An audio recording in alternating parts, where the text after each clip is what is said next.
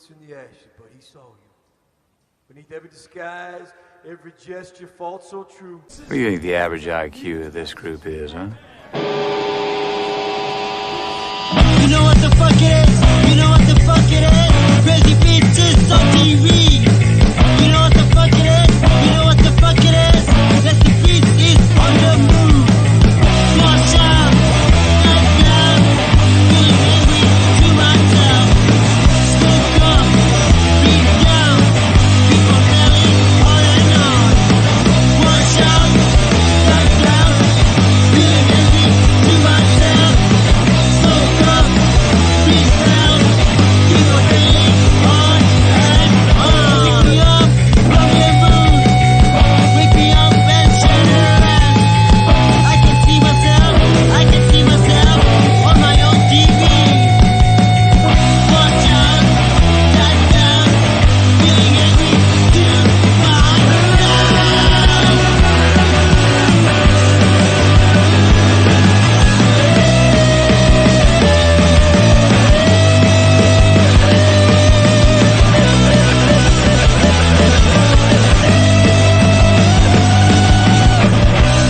things I like. It's the things you don't like. Come on, don't run me down in this shit. I know you heard it. Watch out, night down, feeling angry to myself. Smoke up, beat down, people playing on and on. Watch out, night down, feeling angry to myself. Smoke up, beat down, people playing on and on.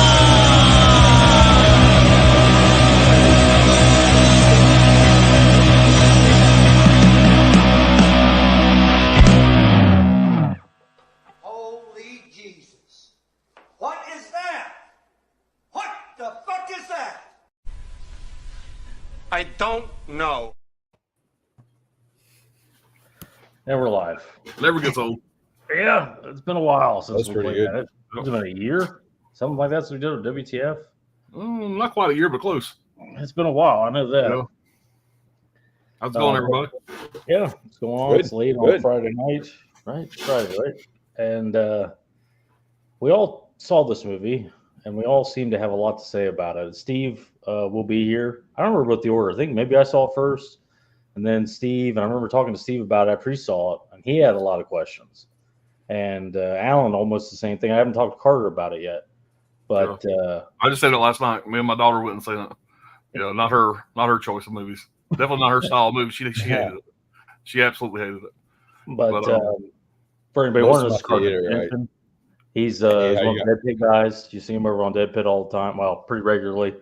He's always in the chat over there supporting those guys. He's one of those guys. So, but we've been talking for a while about the WTF stream, Yeah. some Lynch stuff, some other things, and bringing them on. And it just, I don't know, it's never worked. It's kind of been on hiatus. And I saw him in one of the Dead Pit chats, and he said that he saw it. And I asked him what he thought a little bit of it, and he had almost the same thought that we all had, where it kind of sits with you a little bit, and got a lot to think about. And I just asked him if he wanted to do it, and here he is. So finally get Carter yeah. on. And like I said, Steve will be here any minute. He's getting off work. I told Alan he had a Toby Keith concert he was working, and Alan was like, "Well, I don't think that's possible. He's pretty dead." Yeah. So apparently it's not Toby Keith. It's somebody else. I'm pretty sure what Toby Keith.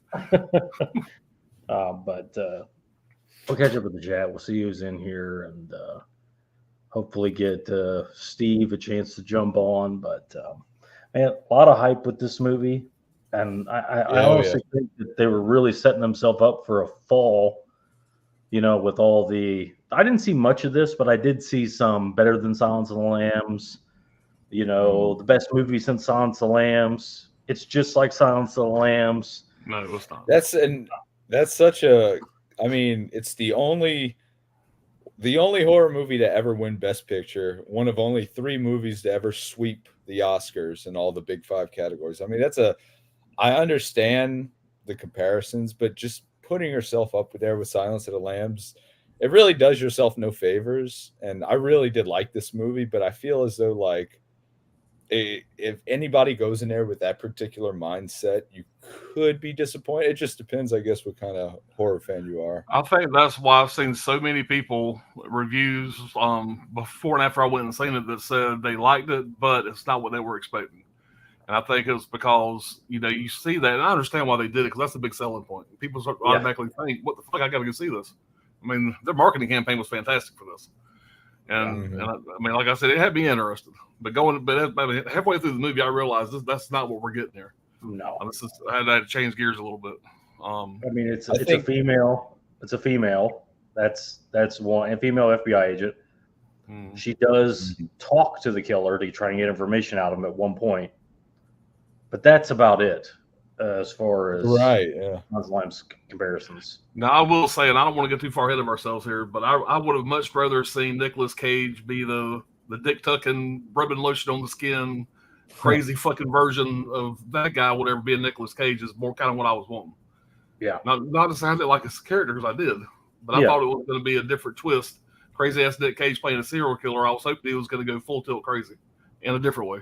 He's nightmare fuel in this. More than the actual like guy doing the work, the scary guy, Well, I think the biggest positive of this movie is the atmosphere. I think the atmosphere is even better than the plot itself. And I'm not that I dislike the plot. I like the movie, but I think that atmosphere just all throughout was. I'm a big atmosphere guy in horror movies. Like I'm a sucker for it. Like one of my favorites is The Fun House. Totally different movie than this. But Fun House is just dripping with atmosphere. And then when you get the meat potatoes of the plot, it's you're by number slasher, but like atmosphere can carry you a long way. And this movie is just dripping with it in the best way possible. Yeah, just to what your point, the Silence of the Lambs is more straightforward, detective horror, there's no supernatural elements whatsoever. It's just, the crazy things that humans can do to each other. This is more like, I think of it less like Silence of the Lambs. Definitely, I don't get that at all, but like maybe a season of Mindhunter, like season 1 of that show Mindhunter mixed with Wicked kind of thing, where you have some of that police procedural, but it's all building towards kind of the Dark and the Wicked, the Omen type stuff. And you don't get a lot of that in the commercial, where it's like there's one little flash of like the shadow, but you don't get a whole lot of that. It just looks like a straightforward murder, humans killing each other, but it's really not that. So a little bit but I guess I don't want to give it away. That was the biggest shocker of me, was when that turn it makes, because once it makes that turn, it's like, oh, okay, this is the type of movie I'm watching, and you can either get with it or not. I bet you that's a big like determining factor whether or not if the movie sticks with them or if it falls apart for them. Well, just imagine you don't like religious themed horror or folk horror at all. Those are zeros in your book, and you were going in to see Silence of the Lambs 7, and it turns into what it turns into. I can see some people kind of going like, well, it kind of went out for the whimper. But the first act is also, in my opinion, the strongest too. The mystery is wound the tightest, and there's so much crazy shit happening. The opening really set off on the right foot. Yeah, that opening is it's so good. It really is.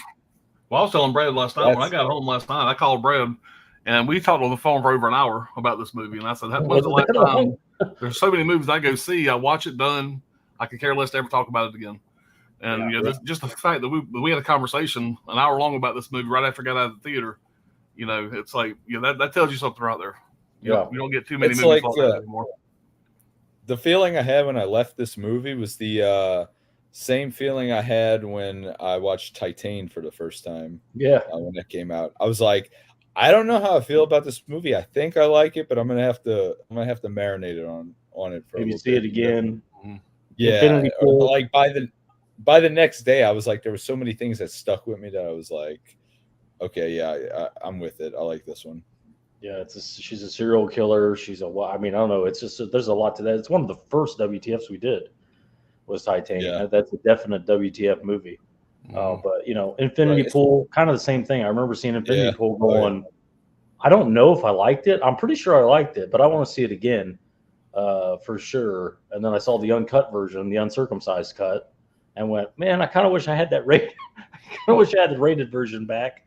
But it's I like those movies, and that's what this stream is for. Those movies that there's more to say, and there's get maybe some clarification because there's stuff that we miss along the way, and I'm hoping to fill those gaps, so to speak. One thing that I really like about the movie is, like, just for example, when she's sitting there at the table in that log cabin or whatever, and the way they did the background where you see the open door, you see into the other room. The entire time, I'm not watching her. I'm watching the background. I'm waiting for an Hereditary moment to see some fucker going along the wall or a shadow in the background or something like that, whatever. And I was watching that more than I was watching her in a lot of those scenes. And I'm kind of like you. I'm very atmospheric also, and that was done fucking great. There was so many great shots, like that wide angle shot, so much shit in the frame. You're always looking around, going, just waiting for something. And I feel like I probably missed a few things. Maybe I don't know. But the shot of her walking in the hallway of her apartment or house or whatever, and it's like a dark wooden hallway, and it's just that lantern that one spot of light. The shape of an inverted triangle, the lantern. I mean, there's just so many things you go back through and watch. She needs to fire a fucking realtor, by the way.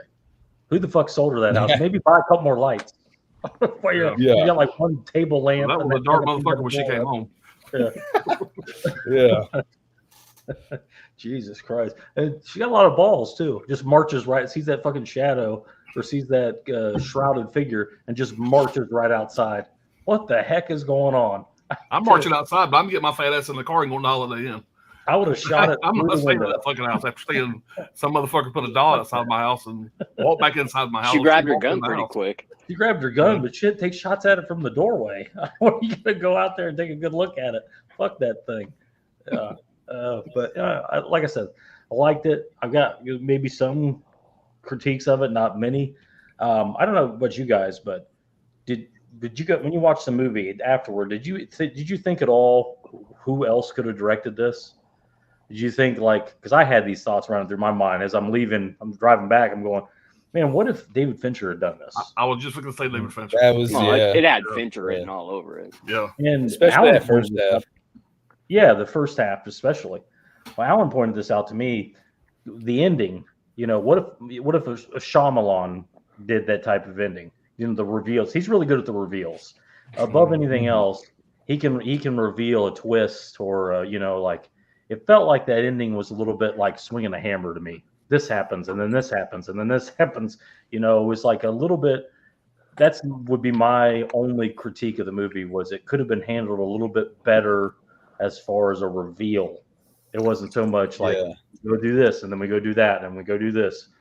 But even like somebody like Matt Reeves, who did Dr. Sleep, because he can blend that. It seems like he did pretty well blend the supernatural with reality-based stuff. So I don't know. It's a great ending.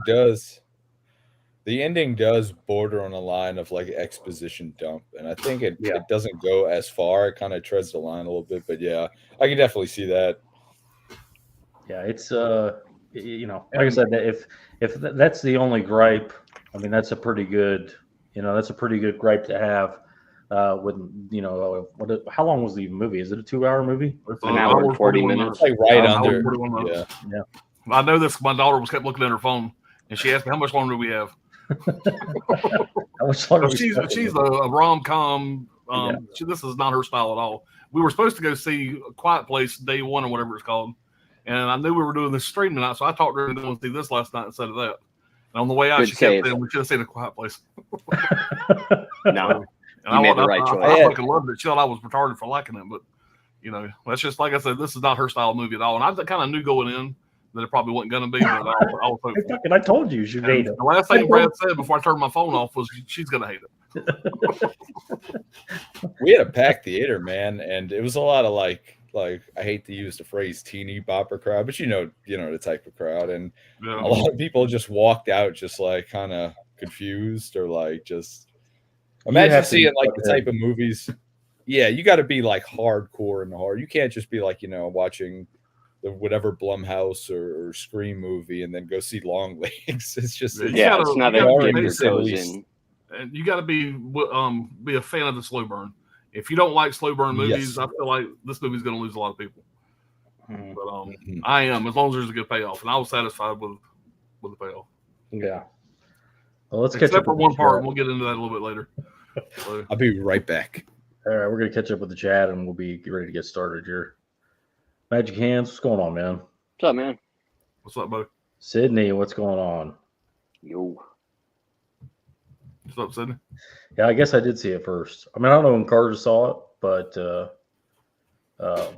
I saw it Thursday. I think it opened on Friday. I think I saw it on Thursday.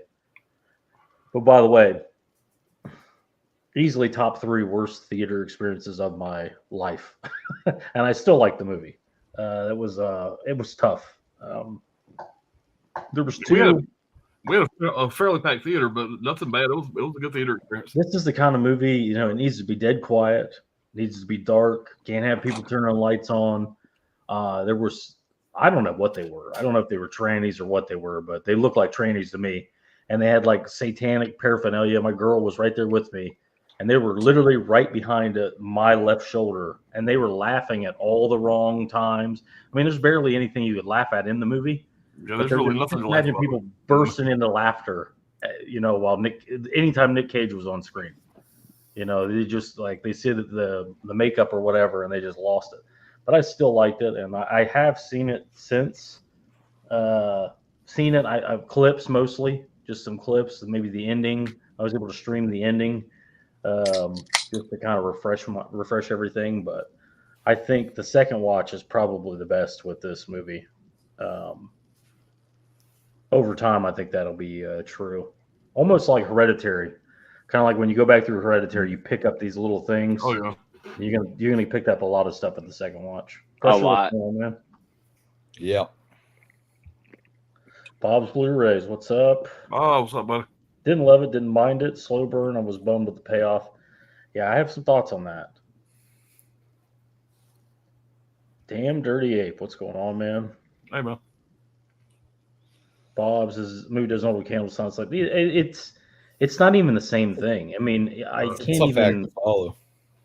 I don't live think you up could to. compare them to two. It was a mistake to put those two movies together. How many movies, and it's kind of the same vein, how many movies that are like animal attack movies says, Jaws, whatever, the best thing since Jaws. I mean, you get a movie like Silence of the Lambs, you got to compare it. Anytime you think you have something great, which I think they do, they're going to compare it just for promos. Well, Osgood Yeah, Perkins, Silence of the Lambs 7. yeah. No. Well, he said that I've watched about every interview he's put out since the movie about the movie, and it sounded like he used that to sell the movie. Like, think The Omen meets Silence of the Lambs meets this, and it's just like the powers that be are just going, well, we just had a really successful Omen movie just came out, and everybody wants more Silence of the Lambs. Silence of the Lambs always sells. I think he kind of used it to get the money. Well, it's what he started off with. Like every Yeah. interview I seen with him, he said that he started off like at least story wise, like with the Silence of the Lambs, basically like walking into that story, and then just kind of like, I'm going to go this way, I'm going to go left instead of right, Mm-hmm. and then just built the story up around it like that. Get the audience hooked. He kind of like took what worked from Silence of the Lambs initially, and added it to this story. I watched an interview with him last night, and after we got back home, and the interviewer was asking him about the ending as far as what's happened, what's gonna happen to this character, what's the story for this character moving forward, hitting around about a future sequel or whatever. He was just like, no. He says, we're done. He says, that's for y'all to figure out. That's y'all's problem. You tell me what it is. Yeah. I heard Craig Zoller say this, or S. Craig Zoller say this. He goes, I'm not going to answer any ambiguous questions about my movies before we even get down that road. He says it's more important that you're asking than me telling.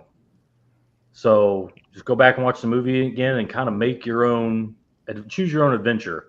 In some cases. Yeah. As long as it's not too loose, Yeah. I mean, if you just use that for like, any kind of fucking loose end that you have, like, oh yeah, well, it's supposed to be mysterious, you know. Yeah. You're a fucking. Well, asshole. he was mainly like it's mainly like Brawl in Cell Block 99. He gets a lot of questions about that character, the Bradley Thomas character, because the character is very mysterious and he doesn't like to talk about himself at all. And he's got like this weird cross on the back of his head, and he doesn't say like I'm from Tennessee. He says I'm from some South somewhere, or there's all these questions about that kind of thing. He says you make his own backstory up. And I think that's what this Perkins guy is doing is you tell me how it ends. And that's the way it ends. Well, the interview that I... Go ahead. Have you guys seen his first movie, The Black Coat's Daughter? I still have yet to see that one. I've seen it. Yeah. It's a similar, like, satanic. Another slow burn. Slow burn. Okay. Now, there's the next movie, Something Pretty in the House, whatever it's called. The next movie is called Monkey. It's a Stephen King adaptation. It's called Monkey. Yeah. The interview I seen with him about the ending, he said something along the lines of like, or it was mentioned, they wanted to know what happened to the little girl Ruby after the movie ends, and he said that's for you guys to decide. That's what he said. Yeah, he said that's not my problem. Yeah. As for Lee, he said that's where her story ends. Like she just had a really bad fucking day. Yeah. Yeah. Or I think there might be some more to that, but we'll get to that at the very, very end of this, 90 minutes from now. We'll get to that at the very end. But Rob W., what's going on, man? Kind of wish they kept Nick Cage's scenes to just the opening and interrogation scene. Big fan of the movie, by the way. I see what he's saying here. What do you guys think about that? You think it should have been less is more, or more Cage, or the amount that they used them? Well, I was thinking, right there in the middle of the movie that, Nick Cage ain't really in this a whole lot. Mm-hmm. He's not of course, important. you get more of him, closer to the end, whatever. But I mean, there for a while, it's like you seen him in the opening shot, and that was pretty much it for a while. So I think it was about the right amount of Cage. When I first seen it, like my initial response, I didn't fucking like it at all. I fucking hated it. It wasn't scary. It wasn't intimidating. It kind of pissed me off. I kind of thought he was like a clown. Yeah. But then after watching it the second time and then seeing everything that I've seen about it, like to me, like his character doesn't even really matter. He's there to serve a purpose. He served his fucking purpose. He's in, he's fucking out. So I don't know. I really don't care, like, as far as his performance goes. He plays it kind of subdued for the most part, but there's like 3 or 4 different spots where he chooses to cage it up to a 10. Yeah, scream daddy. Yeah. And here's the thing with Cage. He's one of those actors you either like that or you don't. So I had those moments. I was just like, my reaction was just, what the fuck? Because it's so just when you think you understand the vibe of the movie, you have Nicolas Cage screaming, "Mommy, Daddy," in the car. It's like, what the fuck is this? Is it a joke? Like it. Yeah, in a good way. You're like, is the movie kind of trolling us in a bit? Like, is he just a red herring? Which there's so many different like questions about that character. It's like I felt like I saw him a little too much, because at some point it kind of does become comical if you see it too much. Like I've referenced this before, but I think it should have been like how Matt Reeves handled the Joker in the Batman, where it's like a frame of his right eye. It's a kind of a wide shot where you can't quite see his face. It shouldn't have been, and then maybe it reveals at the very end. You kind of get that, the beginning. You just see like from the nose down. Yeah, what they did. But he goes to buy doll supplies, and it's just him standing there. It's him standing there, just like like in a bathrobe or whatever. And there's a lot of theories out there. It's like maybe he's a victim. Maybe he had to make the same deal. It's been 50 years ago. And he's just at the end of his rope. He's at, the body's dying, and they need to switch it off to somebody else. There's so many different theories out there about he's in the glam rock music. Yeah. Which I guarantee you that was a creative decision by Cage. Like, and Perkins is like, fuck it, let's just go with it. Yeah. I was gonna ask how much of his character was kind of ad-libbed by Cage, how much shit he just kind of threw on his own, and because all that shit wasn't scripted. That fucking cuckoo shit in the fucking store, You know, Mhm. Well, behind the cash register or whatever. I'm sure all that Oh, was yeah. probably just. did you guys know what that was all He based did off cage, of? Yeah. You know, So a cuckoo, it's like a cuckoo bird takes over a nest and pushes the other eggs out No, and leaves its eggs behind and tricks the other bird into raising its eggs for him. You know, and there's also like a home invasion angle to that. You know, taking over somebody's house and using it as a drug den or whatever. So there's all different facilitating things. it for Yeah. anything illegal, basically. Yeah. So there's all different terms with that. And there's just, like I said, there's so much nuance and so many weird things all going on. But I think we'll delve into most of that. But yeah, I think it's mixed on Cage's performance. You know, he did a good job, but it's at the same time, it does border on the comical. And I agree with what Steve said too, where it's like, he's not the villain. Satan is the villain. And he's just one of his, many victims, so to speak. And this is what he looks like. That's my thinking on it. I think that's just what he looks like after 50 years of making dolls in basements and delivering them to people and whatnot. He's, devolved into this fucking monster that, and they talk about it like when towards the end, like he's free now. It's the end of the road. He's everywhere. He's everywhere. Yeah.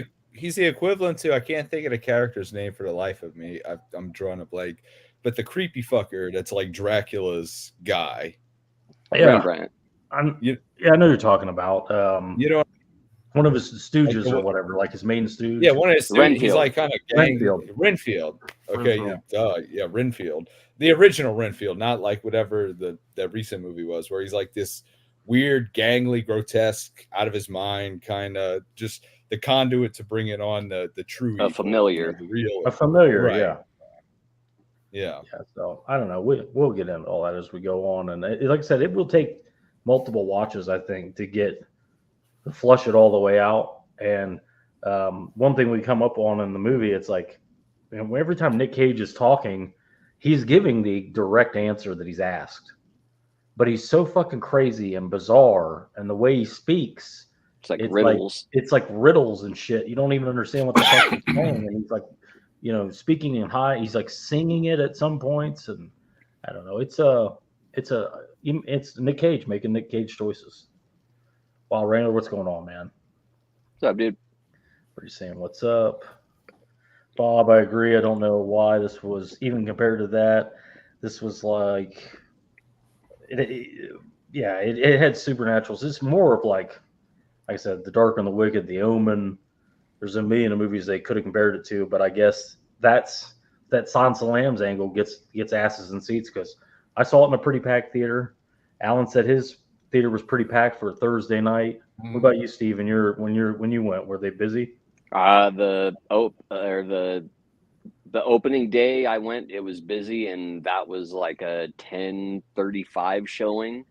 And then I went to go see it again Monday, and that was the middle of the afternoon, and that was probably 3/4 full. Yeah. What about you when you went to saw Cardiff? Was it busy or?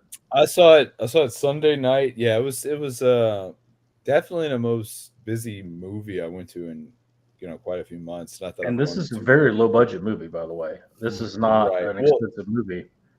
They did a great job marketing it. Yeah.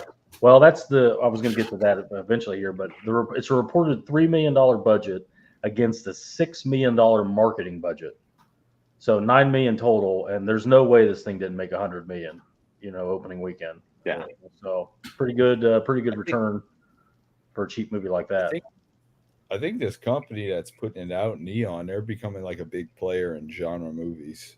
Yeah. Like they're becoming what A24 was 5 years ago.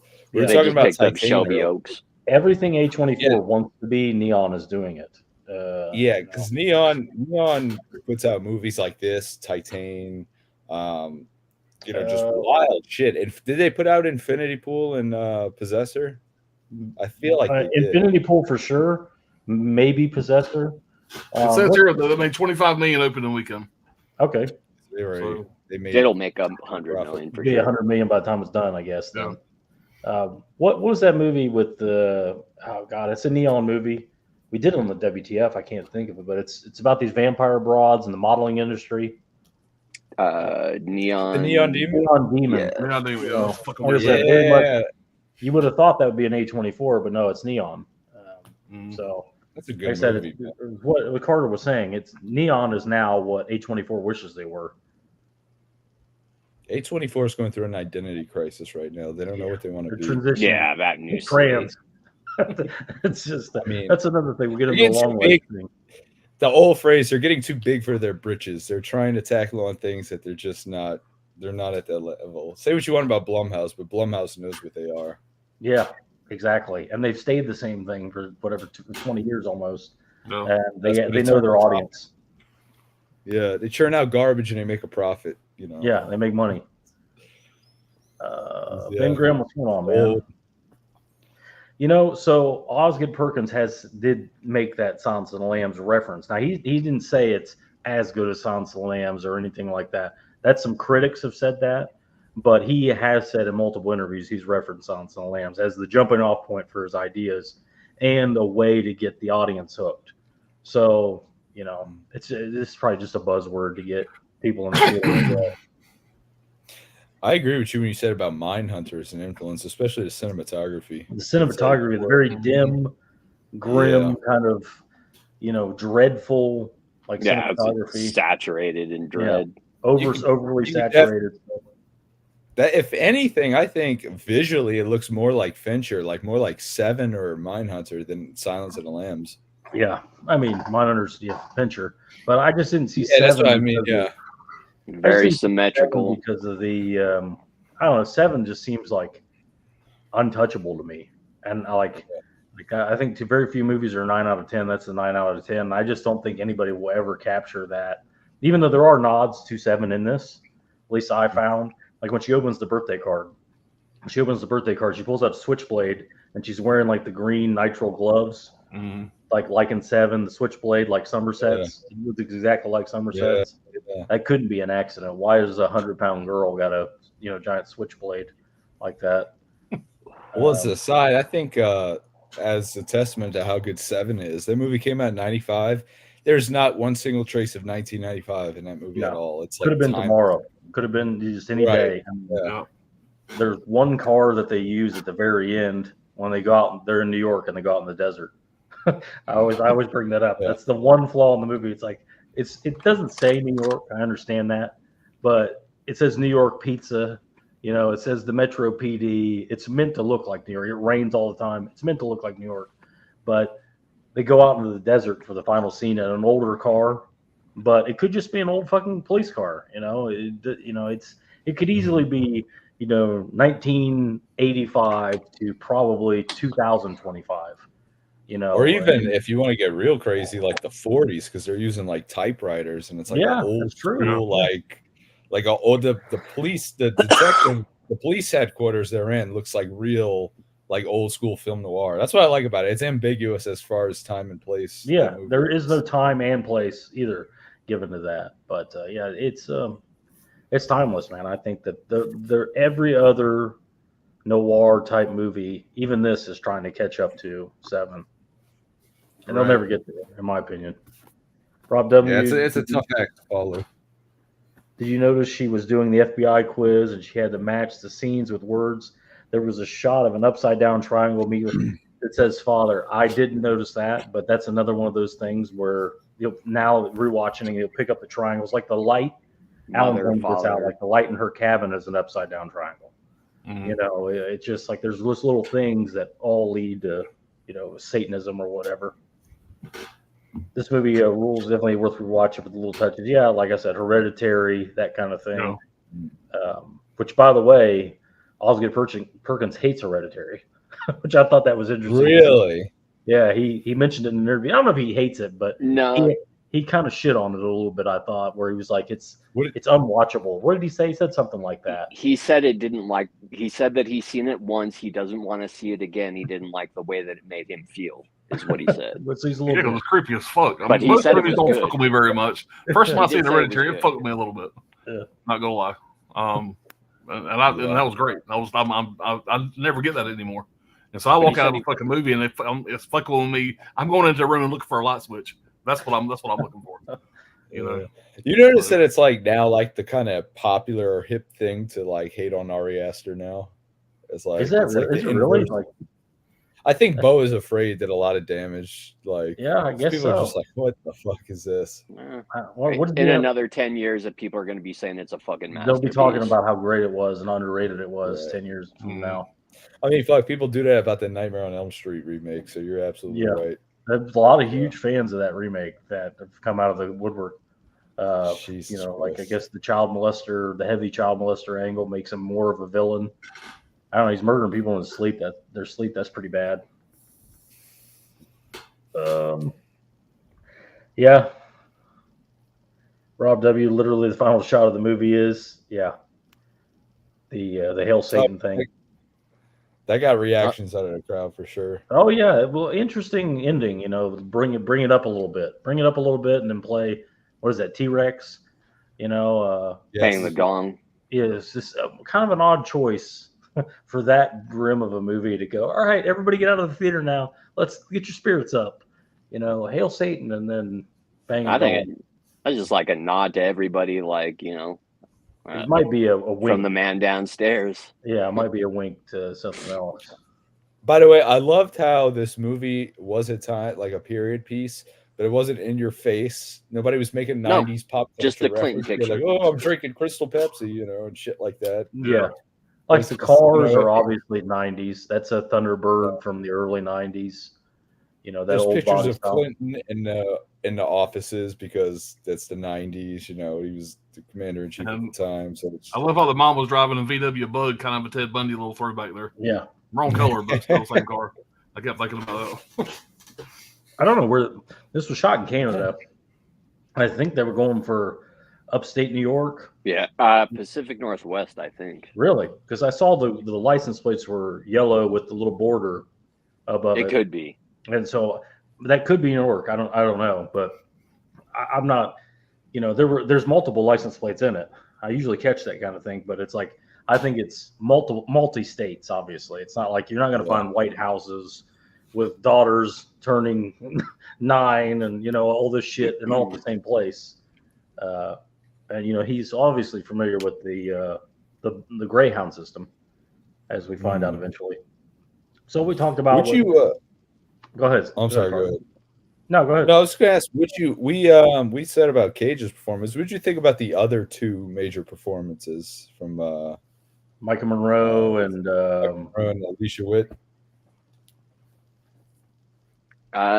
Same thing. Like, I don't know. Like, I thought they were good initially when I left the theater, but they were still, I don't know, they were just off to me, which they're supposed to be off. Yeah. But it fucked with me personally. Like, I was just kind of like, I don't know, what is it with these fucking characters? Yeah. But when you piece everything together, the second watch, it ties up pretty much every loose end, any problem I had with it. Yeah. When you have all the information, it makes so much more sense. You pick up on shit. Or, I mean, if you can hear people, like the first time I seen it is a full theater. Everybody's fucking gabbing through the whole thing, and it's a quiet movie. Like, I don't know how many lines of dialogue I missed, but some of them were important. Anything Nick Cage said, I could barely understand it. Yeah, that too. I mean, I couldn't understand what the fuck he was saying. She seemed to have the entirely wrong mentality to be an FBI agent. And she looked scared to death. She's almost in tears. Like she was like, would rather be doing anything else for a living than being an FBI agent. And they're both like so detached from reality around. Everybody's fucking weird in this movie because clearly she's like so out of it and so just not in the same room with everyone else. And the guy, her boss or whatever that she's solving a crime with, it's just like either he's oblivious to this or he just doesn't care. He's a fucking idiot. He's like, let me put this awkward autistic person in like more awkward autistic positions with my, you know, my wife and daughter and just kill the vibes. She's definitely a vibe killer for sure. Yeah. You got the two dead bodies under the blanket or in the bed and they're like, are you sure? And he's like, yeah, she can handle it. You can handle this, right? They pull the covers back. You see all the fucked up worms and shit. He gets fucked up and leaves the room. He's like, well, fuck this. I'm out of here. He's an idiot. Carter. Yeah. It was Good this. performance. Yeah, it's a good performance. He's a '90s TV actor, but I think it's clear the second time that they're in a fog from the beginning of the movie, except for Carter's there and his Asian woman boss is there, but the other two, Lee Harker and her mom, have been in a fog for years, and that's just how they are. Like, she's got this. Even the way she talks, it's a good performance from Michael Monroe because that's not what she's like. She's like this fun-loving party girl. Bubbly. Like, bubbly, girl, and she's playing this very like dour, character, and she has to kind of like come alive at the end and be a little different. I thought that should have been less subtle. Like when she wakes up in the basement, she should have been like a human girl, not Captain Autism that she was before. She should have been like freaked out, and she's like, there's a reason she's not scared. Like when she's at her house, she's outside and she's like, I'm gonna go fucking deal with this because she's not allowed to be scared. It's not in her. She's not like, she's the scared part of the brain is like in a fog from the devil, so to speak. That's why she's not scared at her house or anything like that. At least that was my interpretation of it. Because like, who else would fucking go outside like that? I'm gonna go out here. I'm gonna see what the fuck's going on. The hell with that. I would be at range shooting that or thing. going straight into the fucking house as soon as their partner gets shot in the fucking face. Yeah. So, no hesitation. Right up the stairs. So do you think? Let me ask you that. Do you think going with that her abilities to know shit like that it was that house in the beginning was because of what was in her? Like, yeah, absolutely. I think it was Longlegs grooming her to be, this right. Because I agree with you. I think much like Hereditary, the whole thing was orchestrated. There was nothing she or anybody else could have done. It was all it was all destined to go that way. Yeah, from the beginning. Yeah, I think that was the plan. But again, everybody says everybody will have their own interpretation of it by the end of it, I'm sure. While Wrangler's on all the drugs as usual. No, this is your mom's ass flavor. Yeah. If we haven't, we probably already thrown some spoilers in, but they'll be completely spoiled by the end. We're going to go through it. If you haven't seen this movie, you should not be here. Yeah. Right, definitely. Yeah, don't be here. If you haven't seen this movie, if you haven't seen this movie and you're just listening to us talk about it, it probably sounds like we're just like paranoid schizophrenic rambling because unless you see the movie, the context of everything, really, it's just so all over the place. Yeah. It's hard. It's a hard movie without seeing it to piece together because it goes in quite many directions. Yeah. It's also a creepy doll movie at some, Yeah. I was talking to Steve about this. Successfully navigating an FBI police procedural thriller noir into a satanic killer doll movie. And it working, that's pretty hard to do. Yeah. Rob is talking about the Blair Underwood performance as the FBI boss. Yeah, he's like a sergeant or something. He does a really good job in that, and trying to be affable. You need somebody affable to counteract Autism Girl and her mom. Like, that's really the only characters we get. We need somebody that's like humanizes the story a little bit. Like, he gets too drunk and he wants to, it's like Carter was saying, bring her home for interference so that he doesn't have to be drunk in front of his wife and everything. Like, oh yeah, talk to my new partner or my new junior agent, while I go over here and try to fucking sober up. And this is a great comeback movie for him. I haven't seen him in anything in years. Yeah. But so that was kind of at first I was like, damn, was that Blair Underwood? Because last time I seen him, he was fucking 25. Yeah. So he's old ugly like everybody else now. But not so much an authority figure because he's like going to her for information. Yeah. That was another big difference. We were saying last night, Brad, between Silence of the Lambs. Those kind of characters in Silence of the Lambs, they were Johnny on the spot. They were the boss. He seemed like he was just following her fucking footsteps. Yeah. Again, that might have played into the ending downstairs pulling the strings. Yeah. Kind of controlling the path of everything. But I don't know. Extreme featurette. What's going on, Chris? liked Michael Monroe's performance, similar to Falls. Yeah, she is kind of a little detached, kind of like that.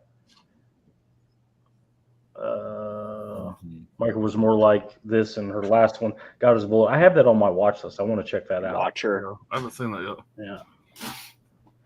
All right. Well, Have you guys seen that? I think I reviewed it with that sci-fi top 5 we did with Tony, but Significant Other.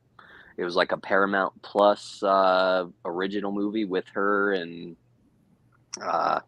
one of the dudes that's been in a lot of the Seth Rogen movies. I've seen the trailer for it, but I haven't watched it yet. I liked it a lot Yeah. when it came out. I actually just ordered a copy off of eBay, but that's a good flick. so we talked about the marketing very briefly. Obviously, $6 million. If those were the numbers, 3 for the movie and 6 for the marketing, it makes a lot of sense. Everybody's talked the marketing to death. They've done a great job with the marketing. Neon really obviously killed it. Got a lot of people to go see it, and a lot of people that probably wouldn't have seen this type of movie.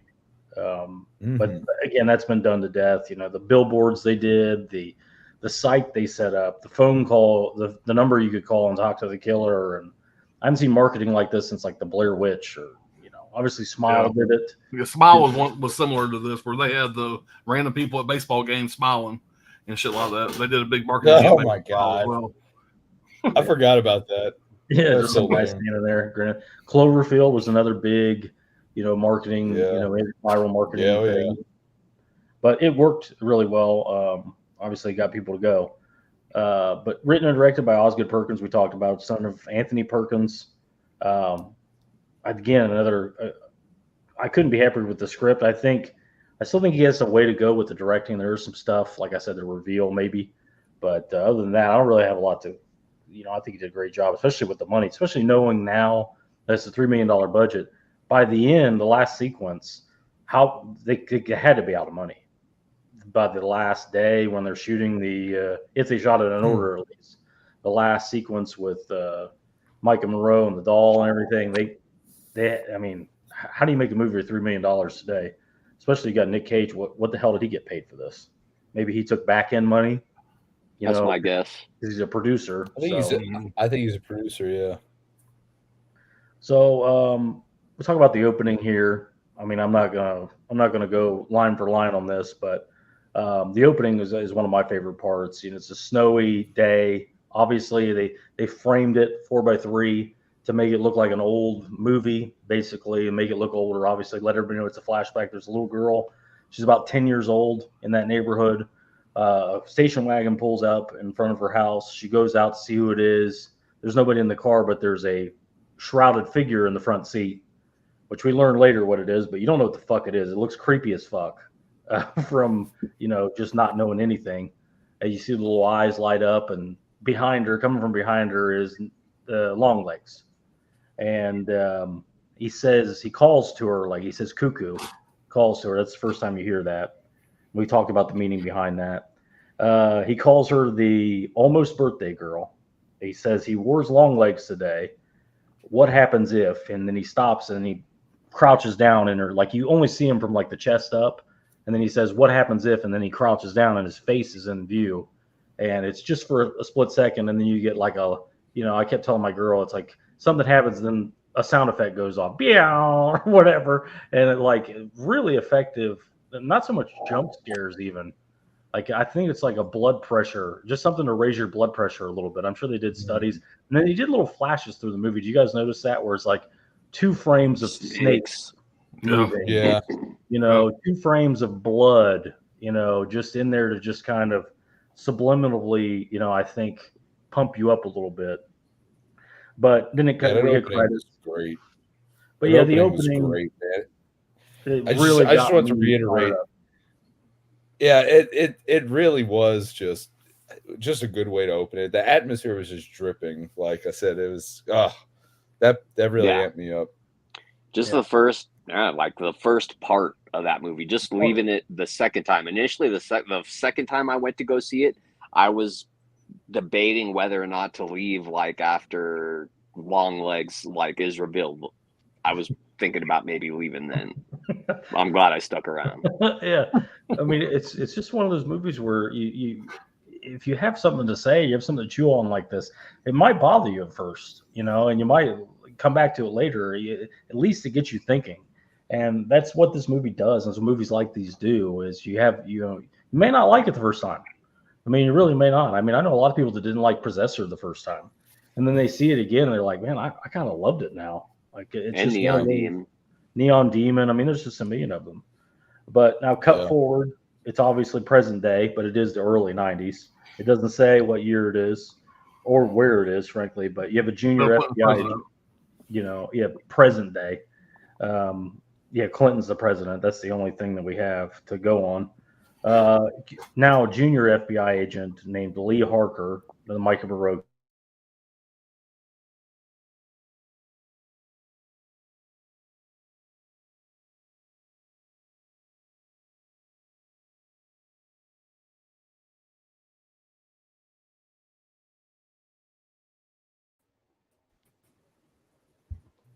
Oh, We back? Was that me? Oh, wow. I thought it was me. No, my internet took a huge dive for some reason. I don't know how far it went. It's a group of junior agents, and they're getting told to canvass the area. And she's one of them, Micah Monroe. And they go and canvass I don't know, it's a condo complex or it's a, development of townhomes, whatever. And she's there with another junior agent. The junior agent decides he's going to take the lead and knock on all the doors. And he goes to knock on the first door after she tells him it's this house and gives him the house number. And he goes, how do you know? And she goes, I just know. So you get a sense that she has a clairvoyant ability. And she wants to call in for backup. And he says, no, not on a hunch. We're not calling in for backup. He goes right in, knocks on the door, gets his brains blown out immediately. So that's another moment where you're like, oh shit, this is real. She charges in after him. There's like plastic all over everything. Yeah. There's not even a chair to sit on in the house. There's not. I have a rule: if you walk into a house and it's totally covered in visqueen, and you don't smell paint, get the fuck out. Turn around and leave. And this character is another character of contention where people are like, so what the fuck was he doing? What if you don't even have anything in the house? What was like? We don't even know what his MO was. We just know that they say he was armed and dangerous, whoever he is. But he blows the first guy's head right off, and then he goes and gives up immediately to this character.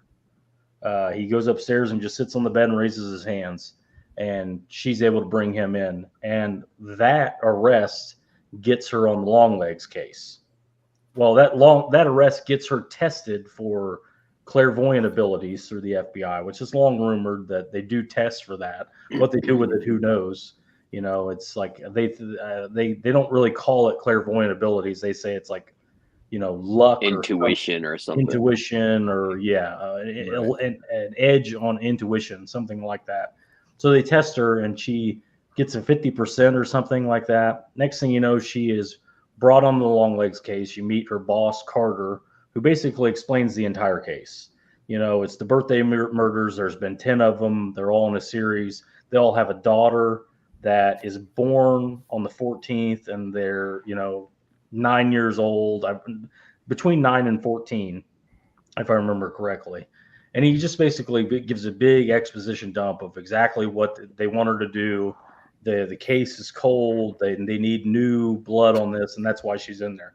So when I saw this trailer, I mentioned to Alan, I mentioned to probably everybody, what is a 22-year-old girl doing in the FBI? Like, now she's 34 in real life. She just looks young. I get that. But it's like, you don't just walk into the FBI right out of high school. And she's playing 30. She's getting ready to turn 30, I believe, in the movie. So all my concerns of woke bullshit or like, oh, she's badass or whatever, out the door. She's here because she's a freak, essentially. She's like an autism freak, and she has this special clairvoyant. It explained away all my worries. Let's put it that way.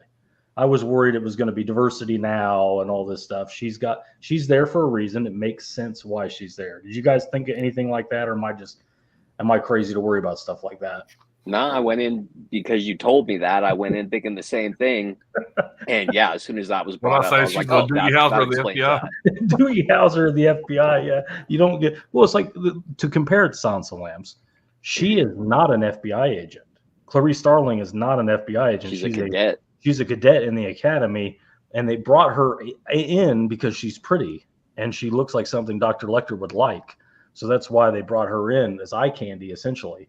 You know, they bring her in because she is a junior agent, but she's not a full FBI agent yet, or she's a FBI agent, but she's on the junior scale, and she's brought in because she has these special abilities. I don't know. You see stuff like that, Carter, or is it just, or am I just a male chauvinist pig? Well, I mean, I've just the way she was acting right off the get go. I was like, okay, I get it. Like there must be something with her that makes her, you know. I just wrote it off to that because she's so outwardly just awkward and on the spectrum. I was like, it kind of gives you that indication that she's this super genius detective. And going back what you were saying in the beginning when they go in that guy's house and he blows the dude's brains off, do you think that was even a part of the spell to begin? Because why would he kill that one guy and then just sit there and just like, because that was the case that got her to the Longlegs case. So there's a lot there that's weird. Again, yeah, the guy downstairs could have been pulling the strings to get her, you know, involved in the case to make her look like a hero. To, you know, I think he had his wheels rolling through all this. We're like all agreed we're going into spoiler territory, right? Yeah, spoilers. Oh, we're balls okay. deep. So I don't know. I fucking nerded out, deep dived into all kinds of fucking bullshit, and I seen a couple of videos with some pretty substantial bullshit in there. But the way after watching all of this and seeing it a second time, the thing that the bubble that I put this whole fucking story under is this is the devil playing with his fucking toys. That's all it is. Yeah. He's fucking moving around all the fucking pieces. He knows exactly what's going to happen. All the pieces are falling into place. All like the three main characters, they really don't have any what do they call it? They don't have any say. They're pawns. They're just pieces. Yeah, they're pawns. Yeah, it's inevitable. They have no free will. They're pretty much, you know, exactly going down the path he's setting for them. There's a reason that he blows that guy's brains out, and there's a reason he gives up to Harker because, you know, the puppet master pulling his strings wants Harker to get elevated in the FBI and to be the person that brings down, you know, that runs in the long way. That's what my take of it is.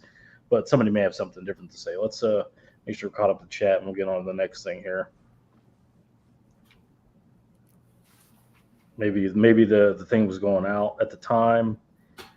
So Maxine saying, but is she really clairvoyant? Because a lot of her intuitions about Longlegs being repressed childhood memories. So yeah, again, I think her clairvoyance is she gets that power from the satanic spell she's under. Even her clairvoyance is a gift to help her get. Okay. That's my opinion on it, at least. There's a quote. Guess that's her homeboy doing her a solid. Satan. And when she was looking through the box of pictures, and it's like, you know, it's almost like she had mentally blocked all that shit out, and yeah, she didn't even know she was freaked out. So what the fuck? Okay. So, in the exposition at the end, when her mother's explaining everything, she says the doll made the little girl forget, told her where to look, told her what not to see. Yeah. Yeah. So when she goes back to her mom's house, she doesn't like go through her old stuff. She stays out of certain rooms, and yeah, she has that fog about her. And every time, you know, they need her to move forward with the case, she gets another clue. Let's loose. It's all the devil being the puppet master. It's still creepy to think about when she was at her mom's house that first time, and the door was locked in the kitchen there, going down to the basement. If Longlegs was down in the basement during that time, could be, yeah, the whole time. Yeah. Yeah. That was one of the creepiest factors for the fucking thing when I pieced it all together. Trini's making it. Trini, it's late night. You know Trini's going to be here. What's up, Trini? What's up, Trini? So the exposition from Carter, 10 sets of victims over 30 years, 20 years. I can't remember how many it is, but it's a long time. all murder-suicide by the father. The father murders the family and then kills himself. Each crime scene has a note from Longlegs, and it's a cipher, so you can't decipher what they say. Left behind by the killer, which is Longlegs. No evidence of anyone else in the house, and all daughters. They all have to have a daughter in the family whose birthday is within 6 days of the either before 6 days before or 6 days after, and they all have to be born on the 14th. So all this stuff, the ciphers and like the clues don't pan out at all. At a certain point, the clues are kind of abandoned. Like the days make sense. It makes a triangle and an inverted triangle, and there's 6 on each side, 666 and stuff like that. But it just didn't seem like it wasn't like what's the Fincher movie Zodiac, where though it seemed like those were more important. It seemed like the ciphers and stuff were less important. Did you guys get that sense? Or because like you're really into it at the beginning, you're like, oh, what are these? What is that? And then by the third act, it's like, oh, it doesn't matter. They didn't know a lot of You figured it out pretty quickly. So I don't think it was really meant to be that. Yeah. I mean, it looks cool, It looks cool. It served its purpose. Yeah. For sure. It played into the FBI, crime shit. Yeah. I think kind of gave you the 7 vibe, whatever. I mean, but I don't think it was super important. It was more just part of the story. But I mean, like I said, she figured it out pretty quick. I moved on from it pretty quick. Well, it's like everybody else couldn't figure it out this whole time. She gets on the case and she's just like, I decoded the letters, and this is a inverted triangle. Man, we a bunch of dumbasses. It's part of the help from Satan. So Harker gets to know her new boss, Agent Carter, Blair Underwood. Again, he's great in this. The affable, Agent Carter. You don't get affable and FBI agent boss together very often, but he's just a family man. He wants to get drunk and live kind of a normal life. It seems like she's not into that at all. But they go and they have a drink together. She says she doesn't drink. She just, I guess, watches him drink. She drives him home. He meets her family. She meets his family. Talks with the daughter, and of course, when he's like, "You want to come in and meet my wife and daughter?" I mean, she's talking to her boss. She's like, "Do I have to?" Yeah. Like, yes, you have to. I'm your boss. You have to. No shit about kissing ass or anything. Do I have to? She don't give a shit. But the daughter is fascinated with her. She's a female FBI agent. She's asked her about being an FBI agent, and Harker has all the warmth of a corpse with this little girl. She has no. It was so as the kids say, cringe. When she's talking to that little girl. I'm surprised the little girl didn't get weirded out. The little girl was just like, okay, because she's just sitting there in the bed, just kind of like looking. I guess it's her nature to look at. Yeah, check out a room and just add. There's like a Kubrick quality to it in the sense of the dialogue is very deliberate and drawn out. Like a question is asked, and then there's a pause. And then there's an answer. So I kind of like that because it's along with the pace. It's just it's very uncomfortable. Yeah. It's like dialogue from like Eyes Wide Shut, where all the characters talk like this, and it's very just surreal. It sets up this weird atmosphere, even when there's nothing overtly satanic or anything going on. There's just like this weird. It's like none of these people are from this dimension, It's very ill lit too. The room is very grim, like almost yellow. Makes you wonder where that doll is, if the doll's there already or not. But you don't see anything like that. But she mentions to Harker that it's about to be her birthday, and she invites her to a party, and Harker goes, "Oh, sure, I'll be there." I swear to God, I'm just like, I'll say anything to get out of this room. Yeah, I'll go to your birthday party, just as long as it's not tonight, so I can leave. She's just very awkward around people. And I kind of forgot about that whole scene about the birthday party until it came back to it. Yeah, That kind of went out of my head. I was like, oh shit! There, whenever we realized what was happening. Yeah, and that's a well done. Where it's like, it's important enough to be in the story. It makes sense that why she would be there and why her boss would want her in there to run interference because he's too drunk. He's not supposed to come home fucking drunk on a weeknight or whatever. But at the same time, it's like it's minimal enough where you forget about it, and until it comes up later and you go, oh shit, it is her birthday. It makes sense when you put it together. So Harker goes home to the creepiest, most ill-lit cabin in the woods ever. Like I said, she's the fire fucking realtor. She has like one light on by the door and like a lamp on, like an office lamp. That's the entire place that's lit. Obviously, Alan talked about the way it's shot, and you're focusing on the kitchen doorway behind her the whole time. Like it's something, somebody's going to walk past that, or something's going to happen there. Nothing happens, which I thought was a nice touch, just to kind of for a change of pace.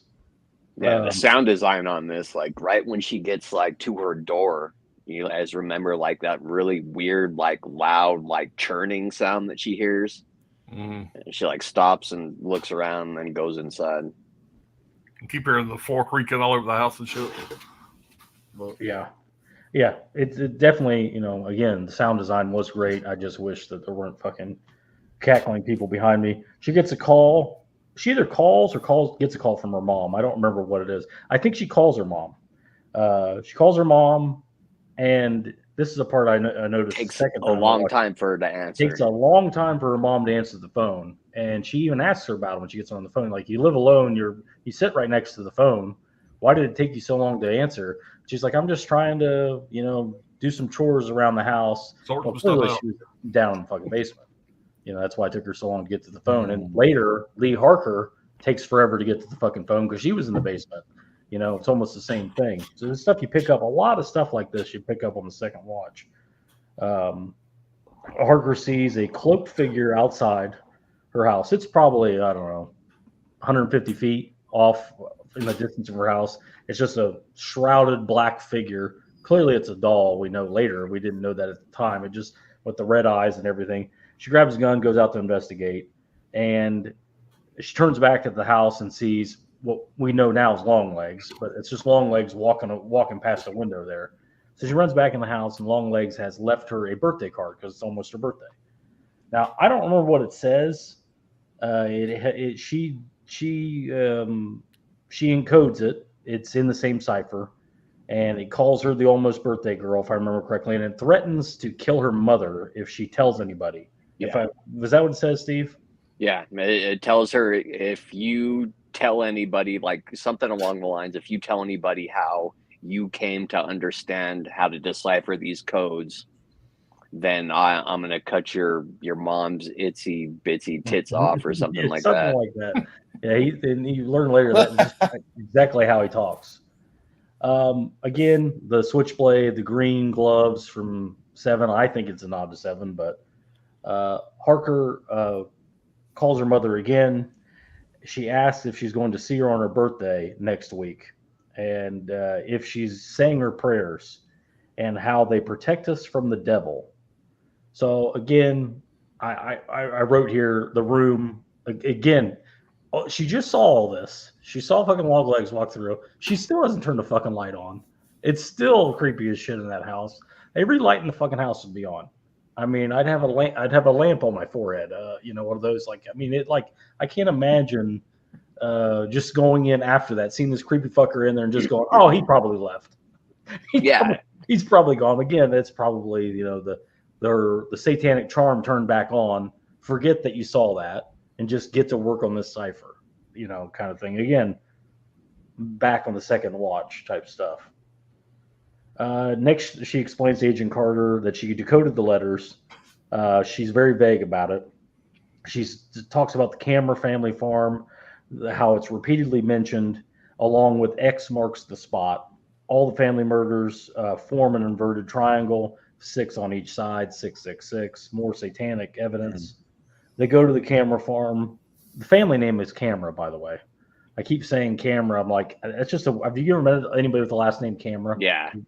Was a weird choice, I thought. But again, Osgood's the writer on this. They find an X on the barn door.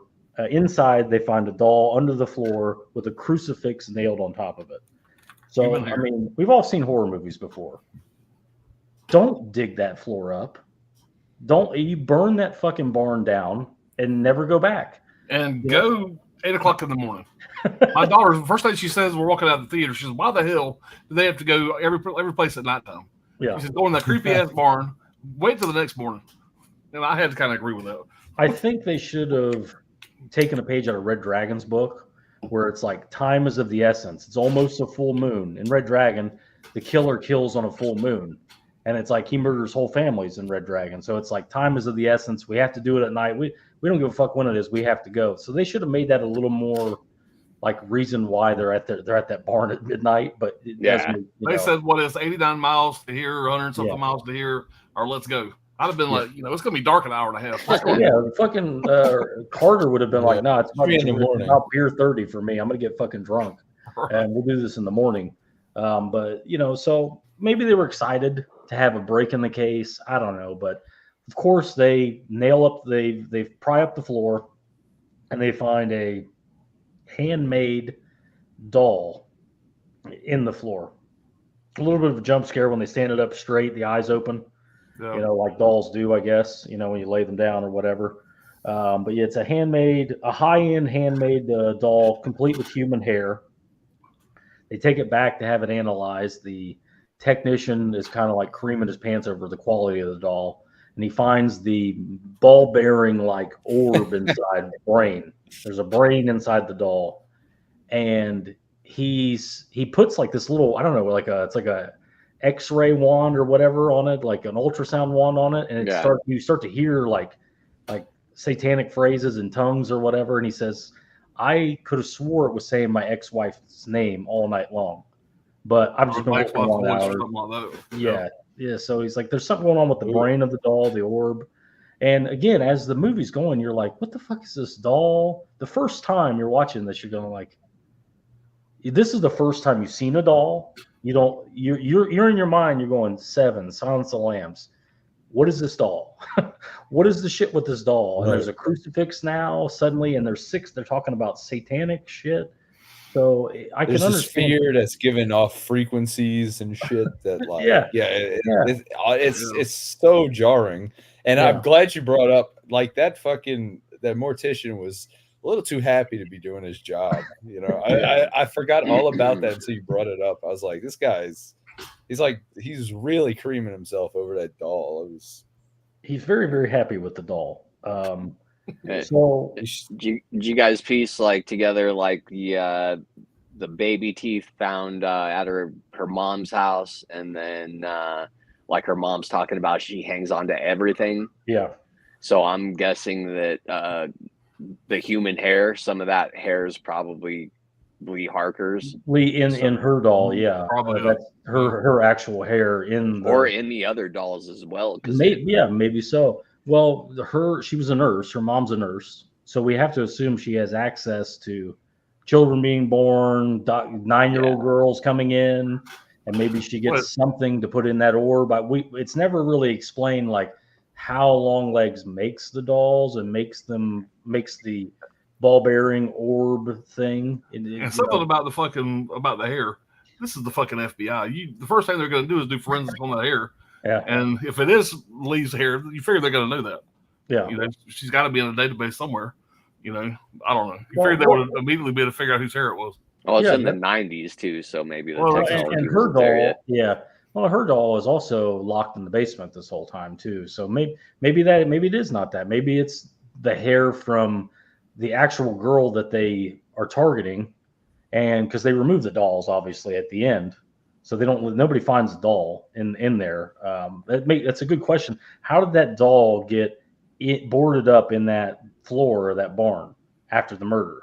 Who did that? Like, why would they leave it there, or do they leave the dolls at every house? I think the mom could be her mom. Her mom did pretty much all the dirty work. Yeah. Probably the other murder scenes probably had a doll hidden somewhere. So maybe she's leaving the clues behind to try and stop this. Yeah. She's like, maybe she put that doll there so somebody will find the fucking doll and figure out what's going on and stop Either her. that or the doll stays on premise hidden to kind of put the bad juju on the fucking fucking, you know what I mean? This is all the fucking essence where they're on the scene. Answers to. The doll's hidden away and the essence of the devil stays there and and kind of keeps it his own. Yeah. Kind of, so to speak. And it just You know what I'm trying to say. it just permeates. The sphere that's in the head is the evil, and it's like a radiator for satanic evil. It's in the air. It's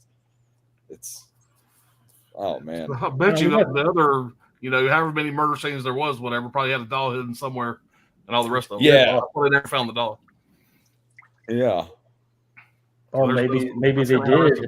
Maybe they did and didn't assume anything. But again, this is the FBI. If they found 10 very similar dolls in 10 murder scenes, they would go something. Yeah, whoever doll, made they were like, "What the fuck is this?" And they're very obviously special dolls. They're not. They're handmade, custom. The guy was beaten off over these dolls, so they probably couldn't leave him behind. And the only thing I can think of is her mom leaves the doll behind and boards it up and puts that cross on it to be a clue for somebody else to find out and hopefully stop her and Longlegs. Well, Chris is saying in the chat, I think I agree with her. The doll was boarded up because the asylum girl was still alive. Oh, that's a good point. So that's probably what it was. Yeah, she's the only one that lived because she wasn't there. She was at school. And by keeping the doll, I guess, there, it kind of kept a control over her.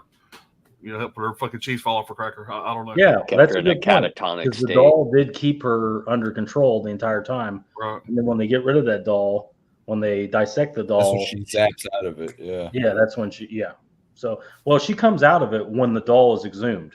As soon as the doll is exhumed, she wakes up from her catatonic state, and then she kills herself after the doll's destroyed. There's a scene where they say they opened the brain ball up, and there was nothing inside, and then she kills herself. Jumps off that night. So that's probably what it is.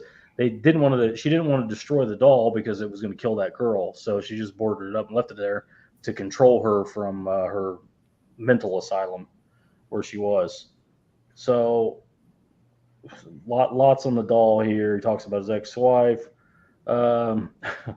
She gets I know she got during that sequence. I'm losing my notes here, but during that sequence, she, as the guy's talking about the doll brain, she gets a flashback of Longlegs putting the shroud over another doll.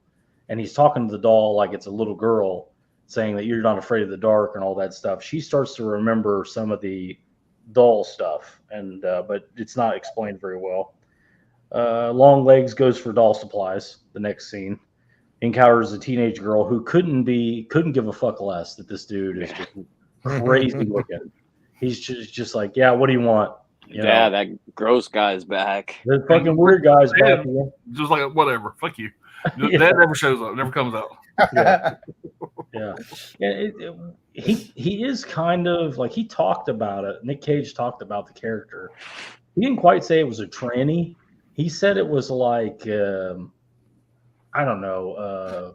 I don't even know what the word I'm looking for is. It reminds me of Tiny Tim. Yeah, Tiny Tim, but the makeup and everything, androgynous. He said that he based that performance, the makeup, like even the fucking cuckoo. He said that he literally based his whole performance on his mother.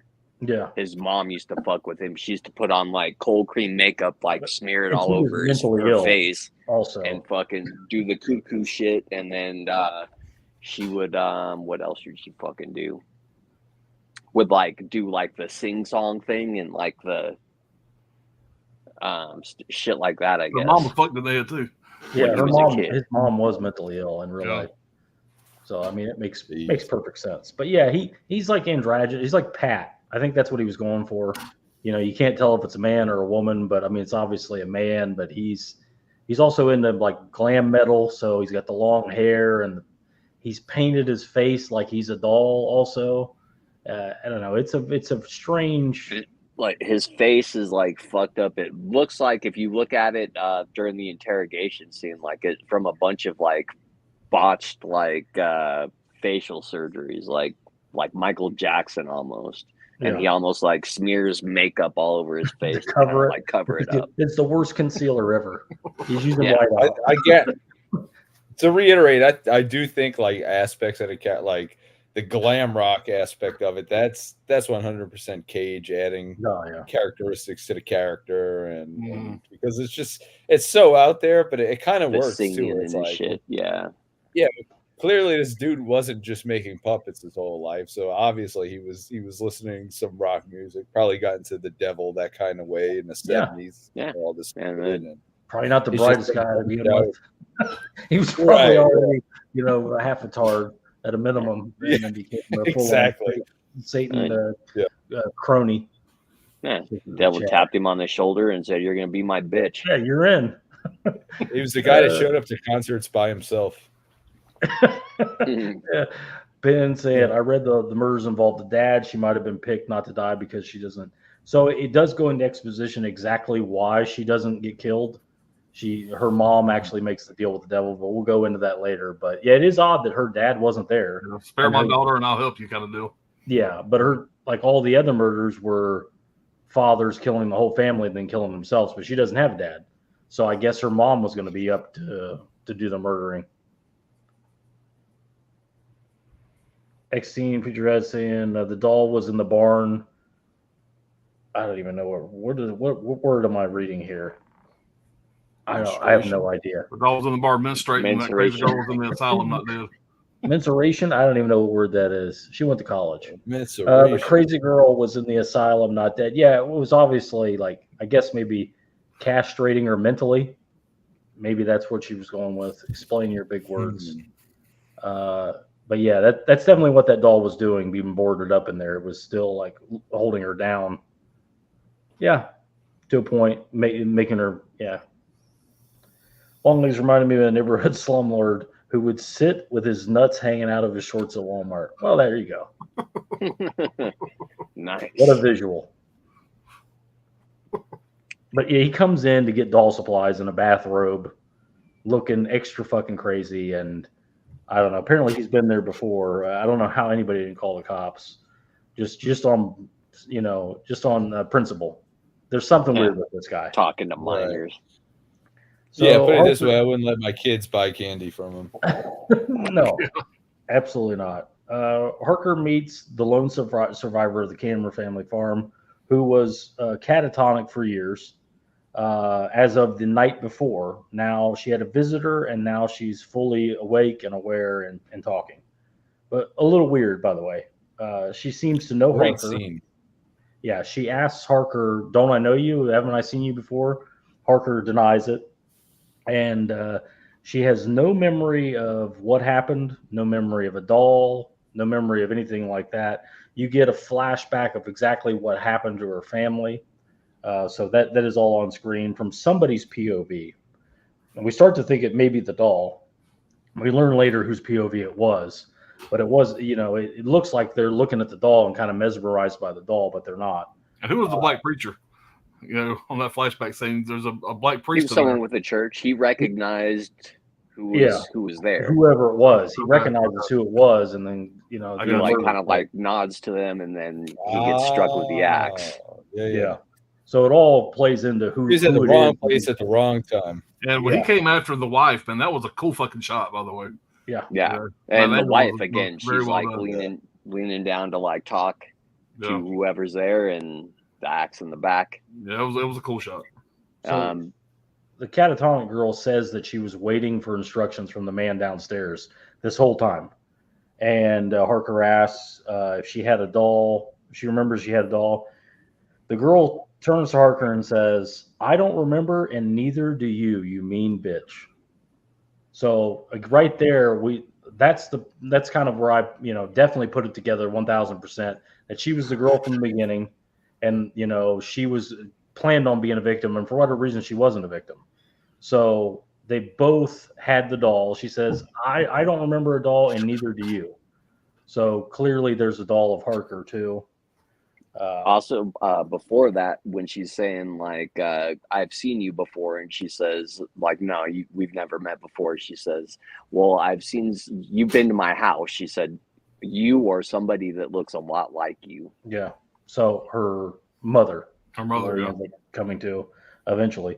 So Harker gets a vision of Longlegs on the mattress on the floor in a dark doll making like workshop, looks like a basement, reading a Bible. Harker is questioned by Carter about her involvement in the case. Carter says that her mother, he looked into her and says that her mother called about a trespasser when she was 9, and says that, she described him as tall and pale, and she wants to know more about this he wants to know more about this trespasser. So Harker goes and visits her mother, who's acting like, in my opinion, Sherry Moon Zombie in real life. Basically, she's like bad shit, and it's clear that she is just not with it at all. Yeah, you see, you really see, because you up until this point you think that Lee is just like out of it, socially with everybody, and then when you see the mom, you're like, oh, okay, yeah, it makes total making a lot of sense now. We're starting to make lemonade here. You at this point, you still though you think, okay, well, clearly it's just their personality. You don't know exactly why they are the way they are, but when you see her, you're like, oh yeah, it makes sense. This is your mom. She's a hoarder too. The house is full of shit. Yeah, exactly. That's a great little detail. Yeah, but her mom tries to kind of like point her in the right direction, because Lee's like kind of grilling her for answers about the Longlegs. And the mom's like keeps on saying, "Are you saying your prayers? Your prayers keep you safe." And when she says, "I've never said my prayers," she just starts laughing like this. She laughs maniacally. She's one of us. She says, they don't do a goddamn thing anyway. She says those exact words. They don't do a goddamn thing anyway. Let me ask you this: up until this point, do you think the mom was under the guise that that the daughter, I guess, was safe in all this? And when she said she doesn't say her prayer, it's like she kind of realizes, like, yeah, it's all hopeless. I mean, it didn't matter. Yeah. I think she felt that it was hopeless for her, but she felt that if if Lee said her prayers, she might be okay. Yeah. Right. Well, her mom, a little worn out. She says that she's going to fix her something to eat. She goes in, she finds baby teeth from her H10, and she's like, Jesus, Mom. And she really did keep everything. She sees a cockroach crawling out from the door next to the fridge, under the door. She goes over and kind of messes with the door a little bit. She gets a flashback about something else. I can't remember what the flashback was. Serpents, as she's touching the door. She starts to touch the keys, and she gets called in the living room from her mom. Harker again questions her mother about the day she called about the trespasser. She says she doesn't remember a lot of things for both of our sakes, and she's not a child. She's not a child anymore. She's not a child anymore because she was allowed to grow up. And Harker's confused by all this. It's all like, one thing I love on the second watch is she's explaining everything to her, chapter and verse. Mm-hmm. But Harker can't get it. We can't get it as an audience. We're watching it like going, what the fuck is this crazy bitch talking about? And she's so crazy and weird, and we see the house being so fucked up. You can't really take her that seriously, but she's being 100% serious and candid with her and telling her exactly what she needs to do. Right. She says, she tells her she doesn't remember a lot of things, but she doesn't throw anything away either, and directs her to her room.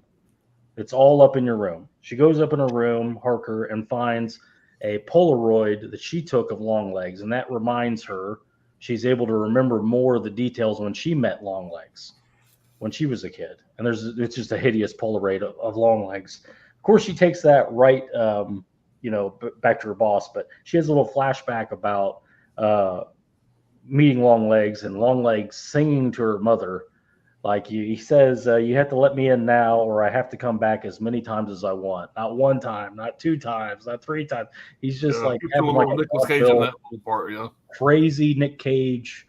Again, he's telling her chapter and verse. We can go easy, we can go hard, but it's delivered in such an insane way. It's hard to even understand it. Of course, you go back now and you know exactly what he's talking about. So I'm real fast. The snakes. It kept cutting to the scene of the serpents, whatever, the snakes. Is that kind of the devil's way of keeping her memory kind of fogged up, so she doesn't, recollect everything? When I think it's more like she sees these fucking snakes. It's supposed to be kind of subliminal, like a warning. Gross! Don't go in there. It's supposed to like turn her mind away from whatever that is. Yeah, that's kind of what I'm saying. It kind kept her from full recognition, or Right. revelation or You whatever. can almost interpret it as the devil's direct powers, because the visual of the serpent, the snake, is biblically the devil. So it's almost like a direct divergent to whatever she's doing. Yeah. And it's Like on like the that bright nose. red. Yeah. It's like that bright red too. So it's almost like unearthly. It's very disrupting, and it kind of throws her off of what she's trying to do. And then her mom kind of like calls her away. Yeah. So Yeah. the mom, I think she felt vindicated. Like, yeah, she wasn't saying her prayers. It was me keeping my daughter alive, doing all these atrocities in a sense. And she talks about it later on. We'll get there. But so Harker immediately takes the Polaroid to Carter and hands it to her and says, "This is Longlegs."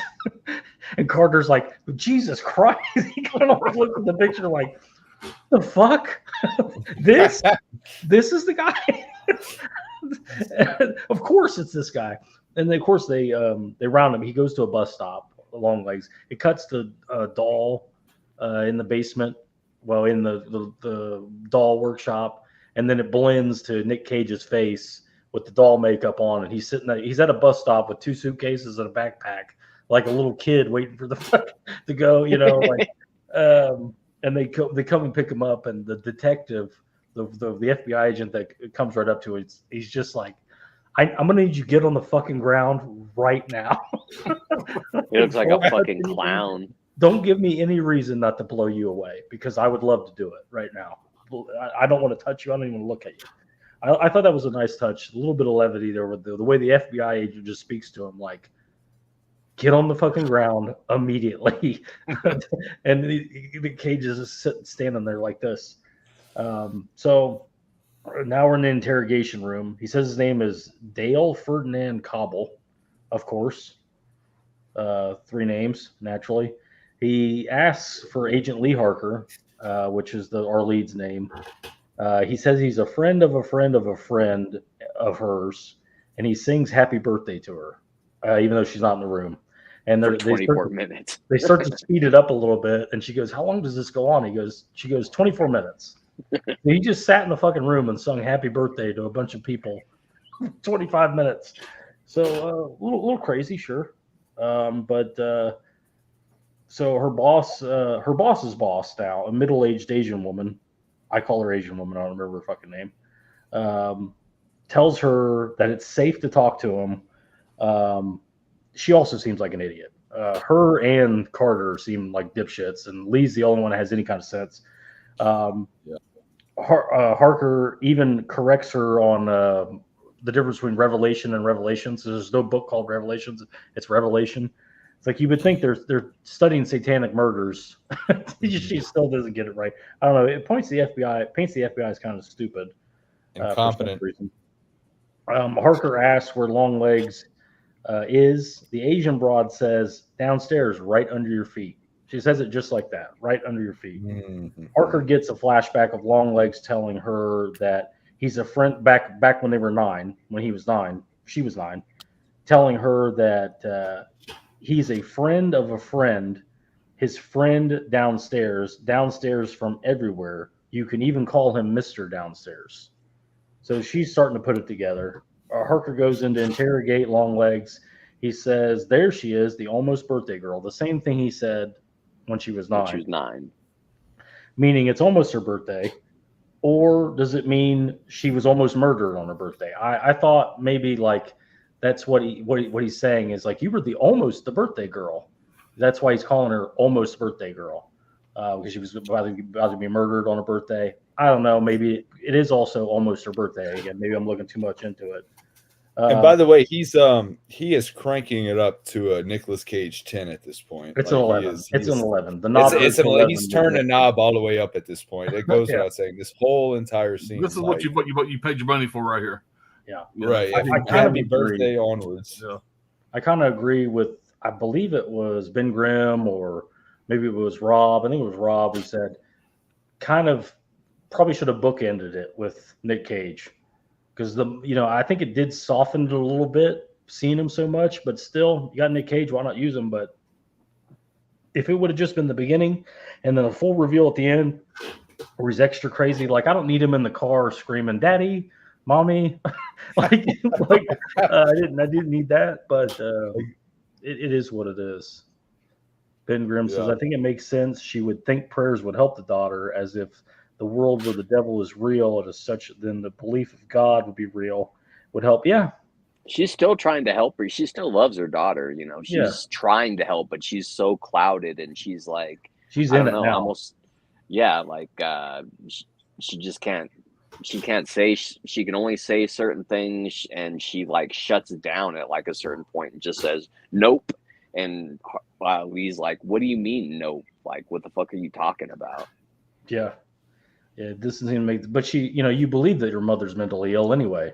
So she's Yeah. just like, oh, that's my mother's crazy ravings. I'll just chalk it up to her craziness and move on. Right. If she had like a clean house, then you could take her a little bit more seriously. But considering she has shit everywhere, it's like It all plays into it. It's even like what Longlegs says. Again, we're going to go into it exactly what Longlegs says here, but he explains everything to her.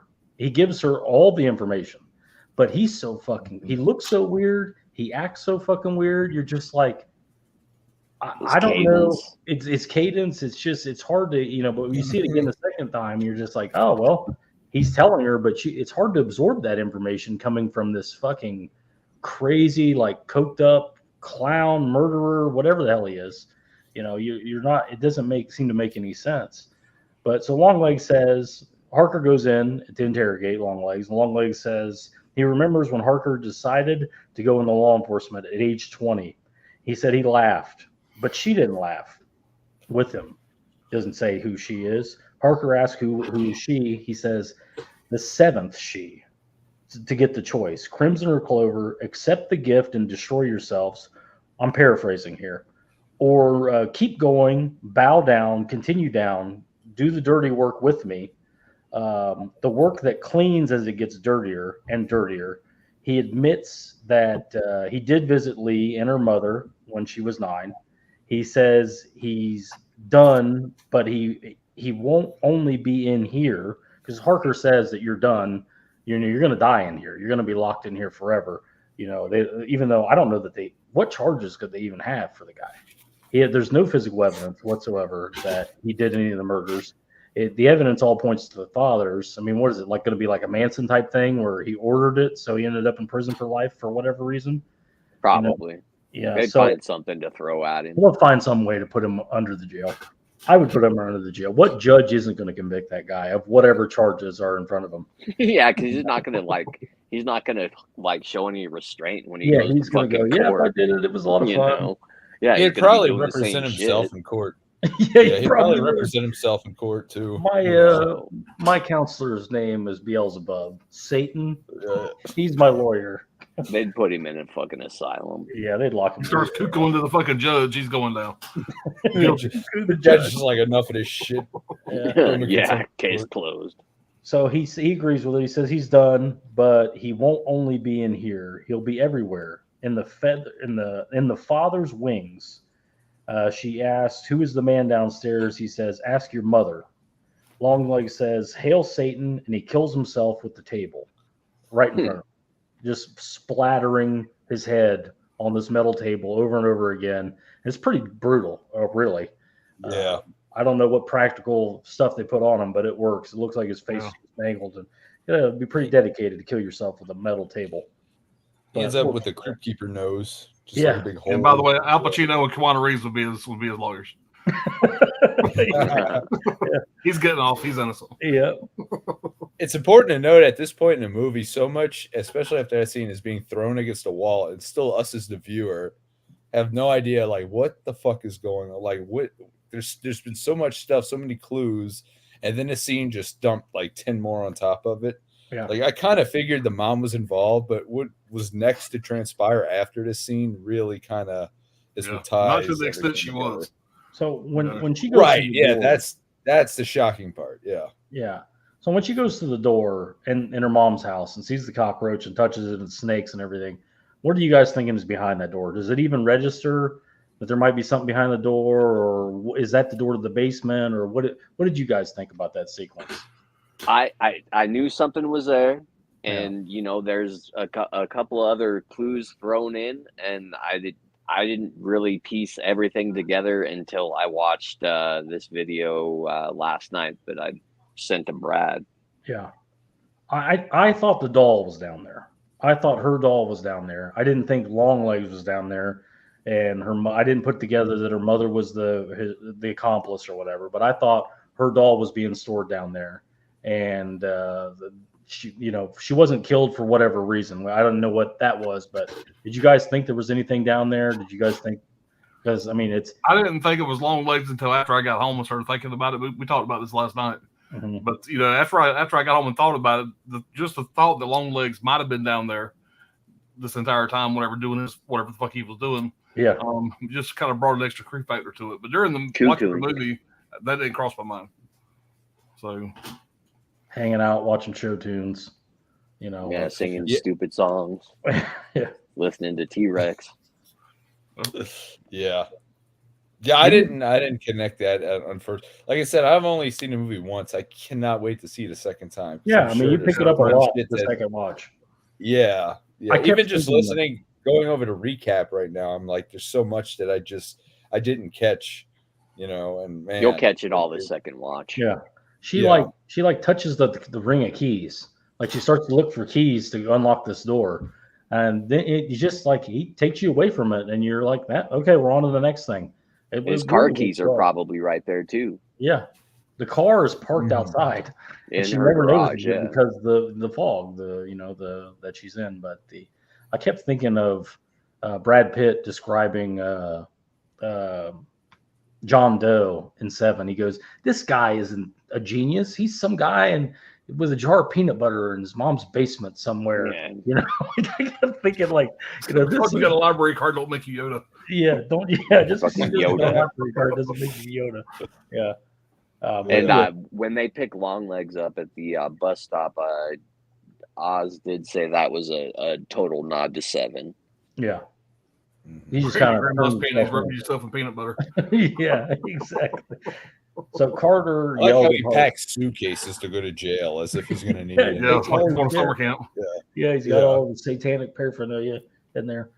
Or like journals or something in the suitcases. Yeah, he's got all kinds of satanic stuff in there. They out him as a Satanist, but they say it's not illegal to be a Satanist. We got to get some real evidence. We got to get confessions out of him, whatever. And Harker is just in there talking, trying to get her own answers. But Carter yells at Harker. He says, "Now, great, we got nothing."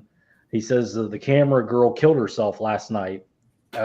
Coincidentally, at the same time, the forensics guy opened up the doll brain. So around the same time that she killed herself, so they don't even have the orb. They've got nothing. And Carter's furious. So the old Asian broad, the boss, drives Harker home. She says she didn't want to let her drive after she saw Longlegs kill himself.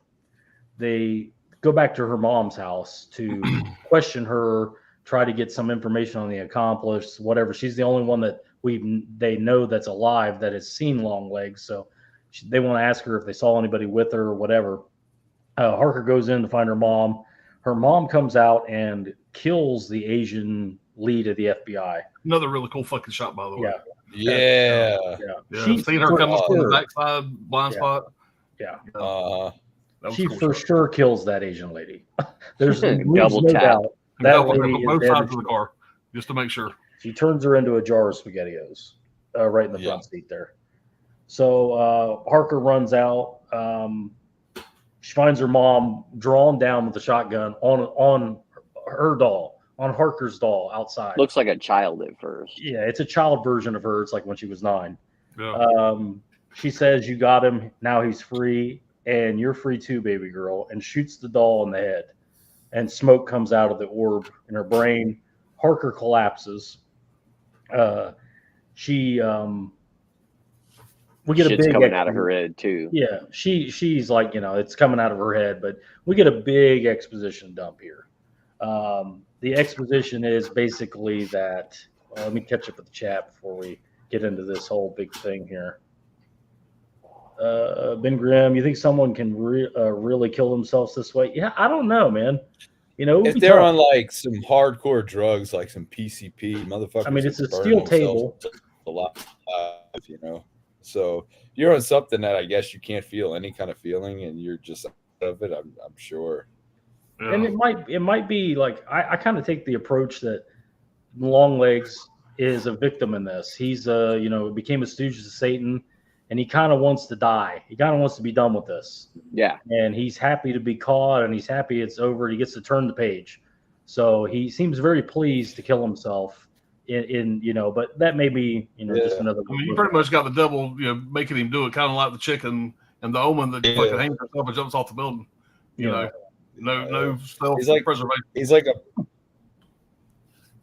like a patsy for the devil. He's off to Shangri-La. He packed his bags with his journals, and he's very excited. And like I said, I don't think he's quite there. I think he's a talented doll maker, touchdowns something, and gets recruited by the devil to be his doll maker, do his bidding. And obviously, it was probably the glam rock thing, him being in the satanic metal thing. Maybe it all led to this. It's like that movie. What's Satan's Little Helper? The little kid thinks Satan's cool. He's helping Satan, and this guy's kind of childlike. He's singing. He dresses like he dresses like Angus Young from AC/DC in the little schoolboy outfit almost. Yeah. He dresses like a little drummer boy doll or whatever. So I don't know. It's there's a lot to it. Ben Graham, apparently the interrogation scene was the first time Michael Monroe saw Nick Cage and the Longlegs get up. So yeah, it was. That's what they say. And they had her BP set up so they could read her blood pressure because the first time you saw it, and it went through the roof when she saw Nick Cage the first time. That was an interesting little anecdote there. Magic Hands, what's going on, man? Yeah, Ben Grimm saying, her heart rate jumped up big time in that scene. Yeah, it makes sense. I keep going on. I think Carter's having internet issues. Yeah, apparently they said that they had subliminal messages in the audio. Like the sound designer said that they had stuff like give Longlegs a high rating on Rotten Tomatoes, like backwards, like looping the audio. They said that they took a lot of shit from like 80s satanic panic fucking backwards audio in there. So yeah, I heard the same stuff. I think that's the subtlety of Cage's character, is that there's a connection between the rock and roll and the Satan worship, especially for that period in time when that was the thing back then, that rock music is causing devil worship, Satanism. So it definitely plays a big part in his character. Yeah. So how do you guys feel about the exposition dump that we're about to go into? Do you feel like that was handled 100, as about as well as it could? Could that have been better? Was it perfect? I mean, what do you think about that? Because I think it could have been a little more even Shyamalan. I know that's sacrilege. I know he's not cool anymore or whatever, but somebody with a little more style or a little, I love the way this guy's movies are shot, but it just seems like this ending could have been a little more poignant and a little harder hitting than it was. I don't know. You guys agree or disagree, or what do you guys think about it? It wasn't the worst ever. I mean, I've seen, even from directors I like Christopher Nolan, I've seen Christopher Nolan do like really bad exposition dumps where it's literally just, it's like they're breaking the fourth wall and explaining directly to the audience some complicated shit. This, I mean, at least, because there was a lot of breadcrumbs that needed some kind of answer, and I like that they answered all of the stuff you needed to know, but there was a lot of stuff that they didn't answer every single thing. It wasn't like every single hint they put. So many things going on, like you said earlier, Brad. It starts off as a cop drama, it goes into a satanic, creepy doll movie, and you have all this shit going on. And I think, like you said this quote last night, which I agree with, that the hardest thing is landing the plane. Yeah. And that's true. I mean, this kind of movie, whatever, you really want to stick that ending. And I do think he struggled a little bit with that. The one thing about the ending that bothered me, and we probably ain't got there yet, I can say it. I'll go ahead and say it. That you see Nicolas Cage crush his head against the fucking table.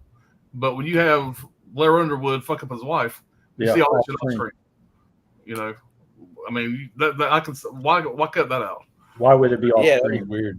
It was weird. But again, money situation, $3 billion movie. Maybe they didn't have the money for effects by the end of the movie. I thought the same thing. So the exposition is basically this: the Longlegs character did come to visit and was planning on making Harker one of the birthday murders. But this was before he was doing it on his own, obviously. So he has to come in and say, "You want a doll," and all this stuff. He's the guy that shows up at your front door and goes, "Hey, you won this doll from the local church. Have a blessed day." And you take the doll in. It probably wasn't working the best. So he's in there with the mother, and he has her bound. He's getting ready to kill her, and he tells her that, "I told you outside that you could have dealt with me and we could have made a deal, but now that's over. It's ruined." And she makes a deal with the devil, essentially, that she will help commit his more heinous atrocities as long as he spares her daughter. And she helps him by transporting the doll, showing up at the house dressed like a nun, and convincing the people that they won a prize from the church so that they bring the doll into the house, and the doll can take possession of the house, and she can watch and make sure all the murders happen the way that the Dark Lord wants. So she's the accomplice. Her own mother is the accomplice for with Longlegs. So at that point, Harker wakes up. Now she's in the basement, sleeping on Longlegs' bed when she wakes up. I thought that was an interesting point. Why is she in there? Why is she in the basement? Why isn't she in the field where she passed out? She's all the way down in his lair where he used to sleep on his bed. The phone's ringing. She has to run to the phone. She finally gets to the phone. It takes her forever to get to the phone, and it's Longlegs on the phone and says, "You're late for Miss." What was her name? Ruby, I think. I have it here. Wakes up. You're late for Miss Ruby's birthday party. Carter's daughter's name is Ruby. So now she's put it together that Longlegs' next victims are the Carter family, her boss, who she met earlier. Again, that comes out of nowhere. Even though you already met that girl and knew it was her birthday, you didn't, none of us put that together that she was going to be the final victim, amazingly.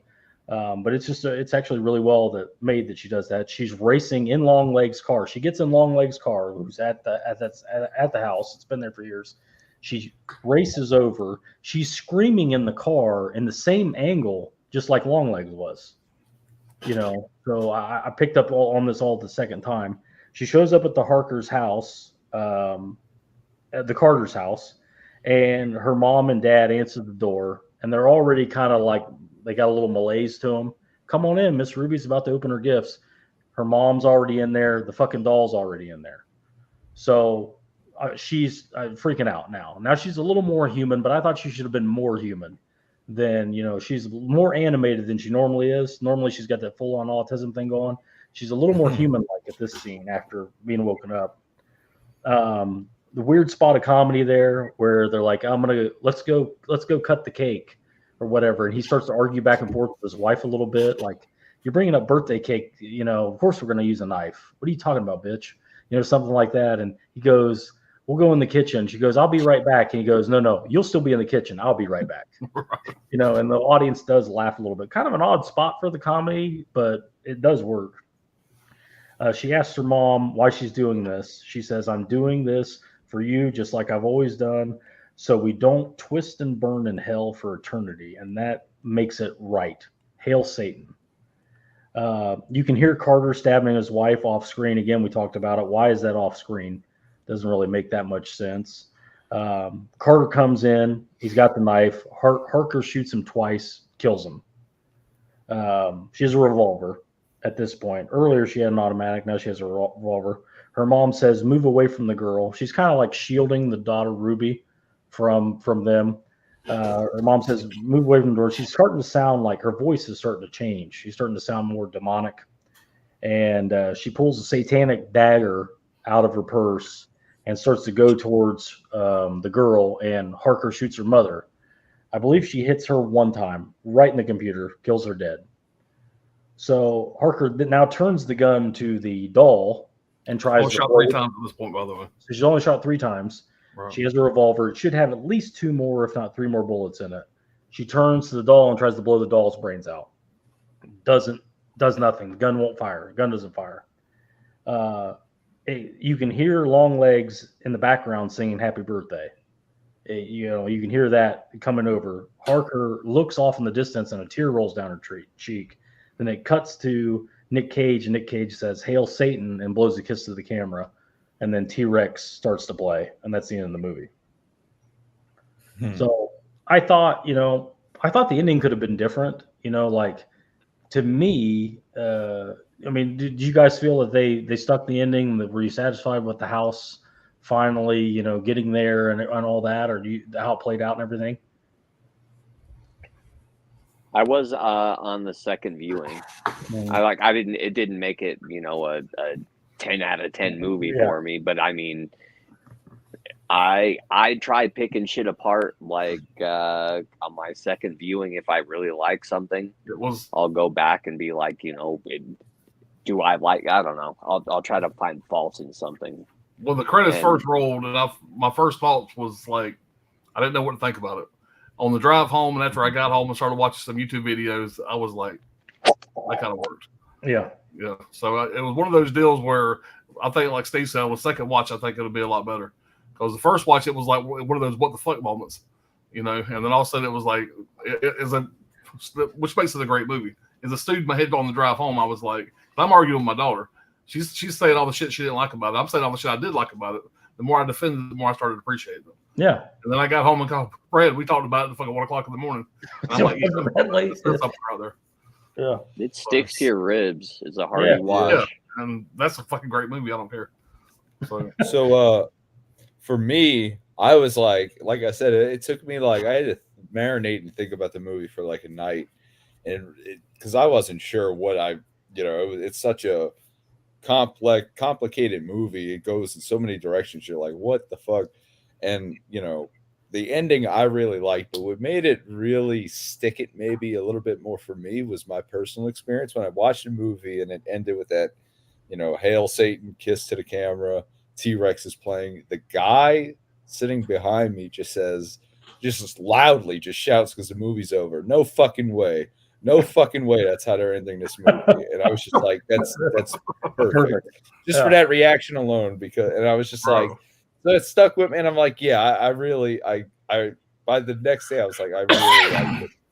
I like how it all kind of came together.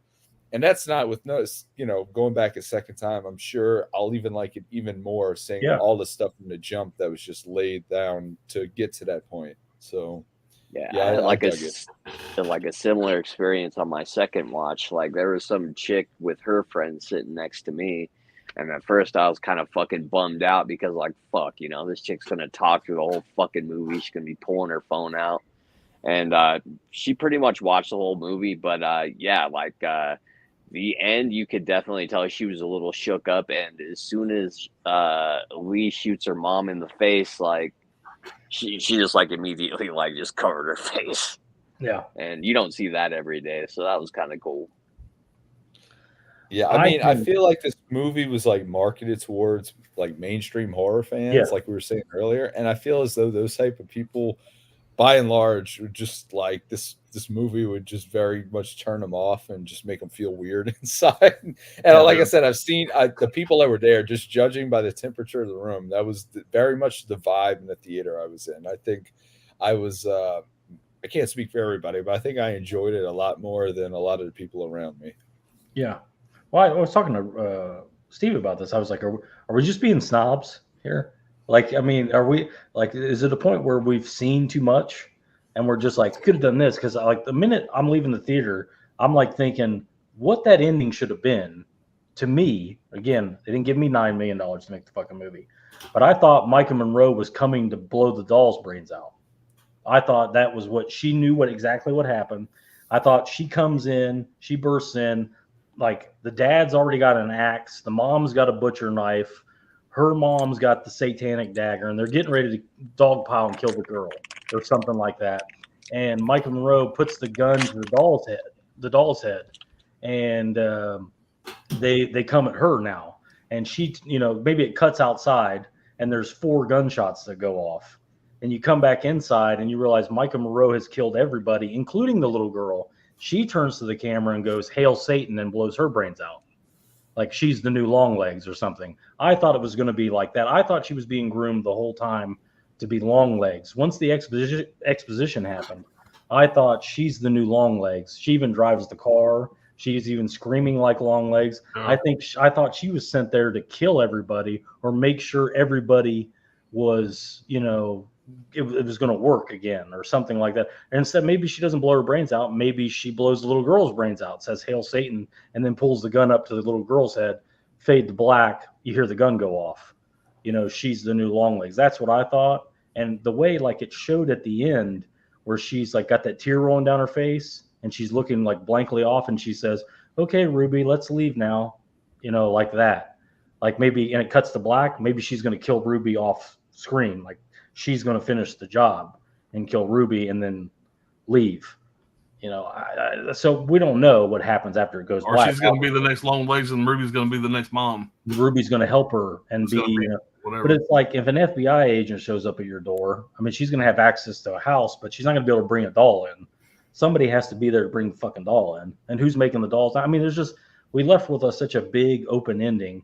I don't know what happens next. I mean, Carter, what do you think happened when it went black, when she's alone with the girl? Do you think she killed the girl? Do you think she saved the girl? Is she now, fully committed? Is she in, or I mean, what is it like? Is it her own free will, or I don't know what to think of the ending. I'd say honestly, from the first viewing, I just took it as her just giving up, being like, "Well, fuck, I lost." I mean, there's not the greatest, That's how I took it. Like, because she's ready to pull the trigger, and then what's the point? Like, I mean, it's not going to stop it, really. It's just going to be because the doll is just a conduit for that fucking sphere thing. That's really the all you got to do is get the ball in, right? Right. You can put that. It doesn't even have to be a doll. A doll was the easy thing to give to people from the church or whatever. But like one way or another, with the contents of that ball, which is still they don't exactly explain, which I love. That's the evil that's causing all this, So I like I said, I could be totally off. Like I said, I've only seen it once, but I just took it as her just being like, all right, well, I mean, I'm going to shoot this doll in the head. I mean, the damage is already done. Yeah. So I don't know. The demon won't let the gun won't go off. Obviously, the demon won't let the gun work. Yeah. Something like, or maybe it's still controlling her. There's a lot of different angles. Like, what was if the Longlegs killing himself? So there's nobody make the doll. We get that. So the next step is we got to still get the balls in the house somehow. But an FBI agent showing up at your door, a legit FBI agent, you're going to let them in. Generally speaking. And how hard would it be for her to slip a ball in a coat jacket or something, and then just continue this on forward? But I'm curious what's next year, if there is something. The gun clicking, I always thought too. I never thought that was, she just ran out of bullets. I was like, okay, like there's something else at play, because it's like it was almost the way they were doing it. It was like she physically couldn't even before she was pulling the trigger. It was like something was stopping. Mm-hmm. Well, I don't know. She might have. Oh, sorry. Go ahead. Sorry. No, it's like the point we brought up earlier. It was like all predestined. It was all determined. Yeah. There was nothing. None of these characters could do a thing about it. They were all destined to get to this point. So maybe if everything was destined to get to this point, maybe they are the new Longlegs, because it's got to continue some kind of way, right? Yeah, the girl can't go missing. The girl can't go missing. She can't run off with the girl, because that house is full of murdered bodies. That girl has to die. So my thinking is she kills the little girl, and blames it on the father, just another victim, the last victim of Longlegs, and then starts a new cycle. She just starts making the balls herself. Satan tells her how to make the balls, and she drops them off and continues on. Or will the little girl go comatose like the other girl? Maybe so. Yeah, maybe so. Because the doll, that little girl's doll wasn't damaged either. Yeah, the doll's not damaged. Yeah, so maybe she's right. The doll's still kicking around. The girl's into the trance, and right. Yeah, she stole. Supposedly, like there's an adult Ruby on the IMDb page, so they probably did like extra scenes of shots. Ruby as an adult where there's more to the story. I'm interested in deleted scenes. I'm interested in alternate endings, an unrated cut, A director's you know, cut kind of deal. director's cut, some gore or some more gore. Pretty light on the gore, really, for the subject Right. matter. But it does deliver in spots.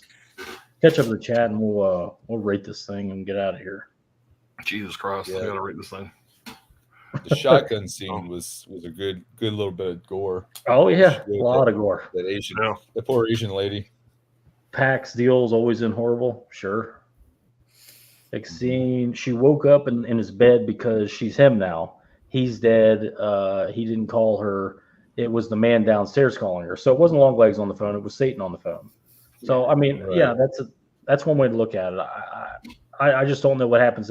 If we would have seen exactly what she did, we would know she's the new Longlegs, or Right. not. And Longlegs is just whatever this guy's name. But we get, you get what I'm I think saying. that's just the ambiguous part the director wanted to leave us with. And like when that interview I seen, one that Steve's seen as well, whatever, they asked the director about the ending and what happened to Ruby. He said that's y'all's problem. You don't have to figure that out. Yeah. But he made Which it is seem very perfect. clear that he's done. That this is a one of the movies. That's what I got from this interview. Well, the orb, And that's the like the appropriate doll's gone, response. like she has free agency now. Like she can kind of do whatever the hell she wants. Yeah. Yeah. I kind of hope they don't do anything else with this. I mean, this movie makes $100 million. Me too. I can see them. Your money talks. They throw a shitload of money and say, "Let's make another one." I hope they Let's don't do do a that. long legs cinematic universe. Yeah, it's Yeah. like, well, what would the next one be called? Harker? I mean, it's like it can't be called Longlegs. Longlegs is dead. Yeah. But again, they made 50 Saw movies after John Kramer died, so Right. who knows? Ben Grimm, I knew she was going to be the last victim when they said her birthday party. Yeah, I didn't pick up on that. I mean, We'll get a prequel of how Nicholas Right Cage, over my head. how long legs prequel. became long legs. a prequel makes all the Yeah. sense. Yeah. Yeah. An origin story for I actually wouldn't mind Longlegs. seeing that. I wouldn't mind seeing a prequel. I see how he slips into total fuckery. How he know. slowly becomes this monster in a Yeah. bathrobe. Yeah, all the girls on the 14th. Yeah, makes sense. I just didn't, at that time we didn't know enough about the story to pick up that it mattered that it was her birthday, I guess, even though they did exposition dump it earlier, but I just did not get it. Yeah, not seeing is more scary. Sometimes it is, yeah. Mm-hmm. Yeah. Chris agrees. Less is more. Will you guys buy the 4K? It has been announced that there will be a Blu-ray and a 4K from Neon. And I hope the 4K's got a Dolby Atmos track because I think all the creaking floors and the atmospheric shit, whatever, and a good Dolby Atmos setup will be fantastic. Yeah, Great the movie sound looks design beautiful. all throughout this movie. Yeah. The sound design is so good. It's up for pre-order on Amazon. I personally think it's going to be another Neon 4K steelbook like Infinity Pool kind of thing. Like I would assume it's going to be that, but it's good that it's announced on Blu-ray and 4K, not just the. As you know, we've been getting that thing where it's like Blu-ray and then 6 months later the 4K comes. But I definitely would like to see an unrated cut. I'd like to see deleted scenes, commentary. This is a movie. A commentary would definitely. With Osgood would definitely benefit. But you guys plan on picking up the 4K? I am. Alan, yeah. Yeah. I'm gonna grab it. Yeah, I'm gonna Yeah. pick it up. Definitely. 4 for 4. Extine, I do take it as she's long legs. She can't kill the doll, so it takes hold. So the doll maybe takes hold of her when she's in the house. That's why she can't kill the doll.